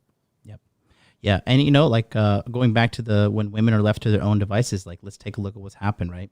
Highest STD rate in American history. Whose fault is that? It's women's, because safe sex is a woman's responsibility, because without her consent, it's, it's RAPE. So they are perpetuating this massive STD boom. Alcoholism in women up. The number one abusers, not users. I make money off of that fact. Well, and another one, that ties into the alcohol. The number one abusers of prescription medication is also women in the United States, right? Yeah. So how many women pop a Xanax and start slamming some wine at 1 p.m. and they're drooling in a puddle on their fucking living room floor by 6 o'clock. You know what I mean? I talked about this with Josh Fluke way back in the day when he was talking about how the modern American workplace is becoming more like a kindergarten room. Like they want a ball pit and they want birthday parties and they want balloons and they want talent shows and they want anything to make the 40 hours a week that they have to spend in a corporate workplace to seem more palatable, to seem more comfortable. And so what we've done is we've taken the male space that used to be corporate America, and we've turned it. All we've done is made it more accommodating to female sensibilities. And so it's no longer about profit. It's about comfort of the women who are there, because they were sold this idea that that was the way to power. That was the way to fulfillment. That was the way to be having a rewarding career, rather than having kids, being at home, all this other stuff. That used to be, Leave It to Beaver, whatever you want to call it. And then, of course, we characterize that and caricaturize the women of that time. But the fact is like they were happier. Because that was a complementary situation. Men were out there in one realm and women were in another realm. As long as we still cling to the blank slate, as long as we still cling to social constructionism, we're going to be right where we're at right now. And I think that the reason why the red pill is going mainstream right now is because people are starting to wake up, at least somewhat. I think we're reaching critical mass. We're reaching critical mass because we're at a point where people's old order beliefs that they're ego invested in right now are being challenged by so much data that they cannot ignore it anymore. So much empirical data that anybody can get with a cell phone. Anybody has access to the same stuff, the same resources that I used to write book 4. All of that is online. It's not like I went and spent hours in like the university library or Encyclopedia Britannica or got 4 degrees so I know what the hell I'm talking about. All of it's sourced off of studies, and I'm trying to stay as empirical as I possibly can. But anybody has access to that. And what's happening is everybody who's built these lives on the blank slate, on social constructionism, on communitarianism, on gynocentrism, on, women should be in the workplace, and all the stats that you just gave me a second ago about prescription antidepressants and wine, wine consumption and all this other stuff. And women are the most unhappy that they've ever been you can find that instantaneously. I can find that in less than a second on Google right now. And you can't ignore that the way that you have been taught. That's the blue pill for women.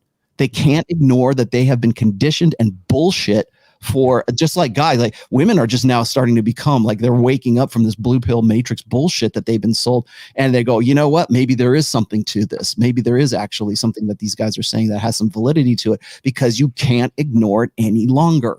Yeah. And a lot of Americans too, they don't seem to realize it's kind of like frogs in boiling water, right? Mm-hmm. And the thing is, like when I go back to America, even when I was in Miami this time, dude, super low key, I was fucking depressed. I was like, this place is a broken society, and get me out of here. And I did an episode where I interviewed this white American chick. You saw her, Tokyo Bree, on my channel. And it was funny because, she's like, we don't really see eye to eye on a lot of things. She likes to party, she's feminist and all that shit. But we both were totally agreeing that America is just a lost cause, and neither of us, being completely polar opposite type of people, right? Mm-hmm. She's tattooed party girl. I'm like, no tattoos, businessman over here. Red pill. She's, feminist, whatever. You could see what both of us were in 100% agreement that we do not want to go back to America because it's just like, it has become clown world. Mm-hmm. And like I said, it's reached critical mass. And I think we are going to see a pendulum start swinging back, because I don't know if you've noticed this, but pop culture is like kind of like the pulse of society. And Kathleen Kennedy, the president of Lucasfilm, is being ousted. Good. And Jon Favreau is going to be taking over, and they are in the process now of completely erasing the sequel trilogy with Rey and all that. It's going to be erased through the show The Mandalorian, produced by a man, which single-handedly saved Disney Plus, because everything else is awful. Loki, Loki's gay now. Loki's bisexual. They made him gay. He's sexually fluid. Let's just say. Yeah. So that that's what this America has just got this obsession with gayness and how does that virtue signaling. That's funny. Did you ever watch? Was it the third season of Stranger Things, where they had that one sort of like that one lesbian girl who worked in the ice cream store with the rest of them there? I'm like, what purpose did that reveal have to any part of the plot? None. It was that was the unnecessarily gay character. Yep. And now Loki is the unnecessarily gay or sexually fluid, whatever character. Now Even in Endgame, and we try to use it as a vehicle for wokeness. Even in Endgame, you know, when Captain America was having the therapy session with everybody who like lost, he's like, at what point during the date did you cry? He's like, well, I was with him and he cried. It was two guys talking about going on a gay date. It's like what, like, then what this really is like two guys in Hollywood, like, hey, like, you know, let's like, you know, signal to our LGBT friends. Let's put that line in there for them. And it's just like, you know, it's these little things that, quite frankly, the majority of the population doesn't want to see and doesn't want to put up with. And they're forcing it. Seeing people in the chat, they're going, oh, well, you know, Loki always switched between being a girl and a boy and blah, blah, blah, blah. And like, and then in the timeline thing, I've been watching Loki too, by the way. Yeah. And I think actually the story, the plot is really good. I'm just saying it's unnecessary. It's unnecessary. There's what part of the plot does that make any difference to? Zero, none, zero at all. How is the story told better? How do we have any sort of better understanding of what's going on in the actual main plot of this because of that one reveal? Nothing, zero. We move on. In fact, most people are just like, okay, and they move on. Like they don't even care. They don't. It's like tell me the story. But nobody knows how to tell stories anymore because everything is about destroying that old. But if I read this in Steven Pinker's. The Blank Slate, The Modern Denial of Human Nature. When you have postmodern art, which is, I would argue that a lot of the sort of like when you had the Marvel comic books, right? That was like we're talking about archetypes. We're talking about human nature. If there is no human nature, those stories don't work. Star Wars, if there is no hero's journey, then that story doesn't work. If there is no archetypes, if men don't become and women just are, then those stories don't work. If there's no princess to save, then those stories don't work. Okay. So what postmodern art does is it says, oh, it's all a social construct. Oh, we hate that. There is no human nature. There's only the blank slate. You can be anything. It doesn't matter if you're a warrior princess or if you're a prince in need of saving, right? It doesn't matter. It's all, everything is just what that's saying is that there is no human nature, and it's bullshit. And that's why our art sucks right now, because it does not account for human nature. And if human nature doesn't exist, then those archetypes don't exist. And then you get bullshit, Dadaist, bull crap, abstract art all over the place, and people go, what the fuck's going on? Who cares if it's a great Americana series? Who cares if it's a classic franchise anymore? No one cares about that. All they care about is what we're supposed to think, as using that as a vehicle to get us to think that. Yeah. And I think it's just like an echo chamber of idiots at the top. Did you see the most recent NFL commercial? Oh, NFL's gay? Is that what the NFL's gay? NFL's lesbian. An organization where 100% of the players are male is also lesbian. Well, this is a gynocentric social order that is using male space to as a vehicle to spread a message. That's all it's doing, and nobody believes this for half a second. The NFL is pandering. That's what they're doing. It's not the NFL's gay. No, the NFL is pandering. They're pandering to a special interest that accounts for a very, very small fraction of the humanity, but like of them, certainly the American populace who watch the NFL, right? I'm like, okay, fine. If it's gay, then I'm going to be watching the NHL. I'm going to watch the Stanley Cups over here because that apparently is for me. Because if the NFL is gay, then that's not for me because I'm not gay. Yep. And that's the thing, is just virtue signaling, and then that they're wondering why viewership's going down. They're taking, and really, what they're really doing is this, right? National football lesbians. Sign me up. You're able. The funniest thing that these idiots can't seem to get through their head is you're taking away the core masculine concepts from football. Like, that's too violent, motherfucker. I want to watch that guy get tackled and fucking. I want to see an injury. I want to see vicious hits. And UFC is still as popular as it's, if not more popular than it's ever been. And women's UFC is more popular than it's ever been. Because, and I'll tell you what, it's because Dana White is based as fuck. As soon as Dana White leaves the UFC, mark my words, the UFC will begin its downfall. Yep. I got to go to my Japanese lesson. It's morning. I gotta get out of here. Do you want to drop any links you want to? Just put my YouTube here. There's guys. Everybody's asking who I am. I'm Jonathan from Modern Life Dating. on YouTube, and I do a live stream every morning, 9 a.m. Eastern Standard Time. What I'm talking about this month, I'm talking about inner game, and we're going to be dedicating the whole month of July to what I'm calling Inner Game July. We're going to talk about how your inner belief systems, your inner game is the number one thing that is affecting you in life, your relationships, your finances, everything. You can subscribe to my channel by clicking the link in the chat. It is one word, Modern Life Dating, and that's it. Cool.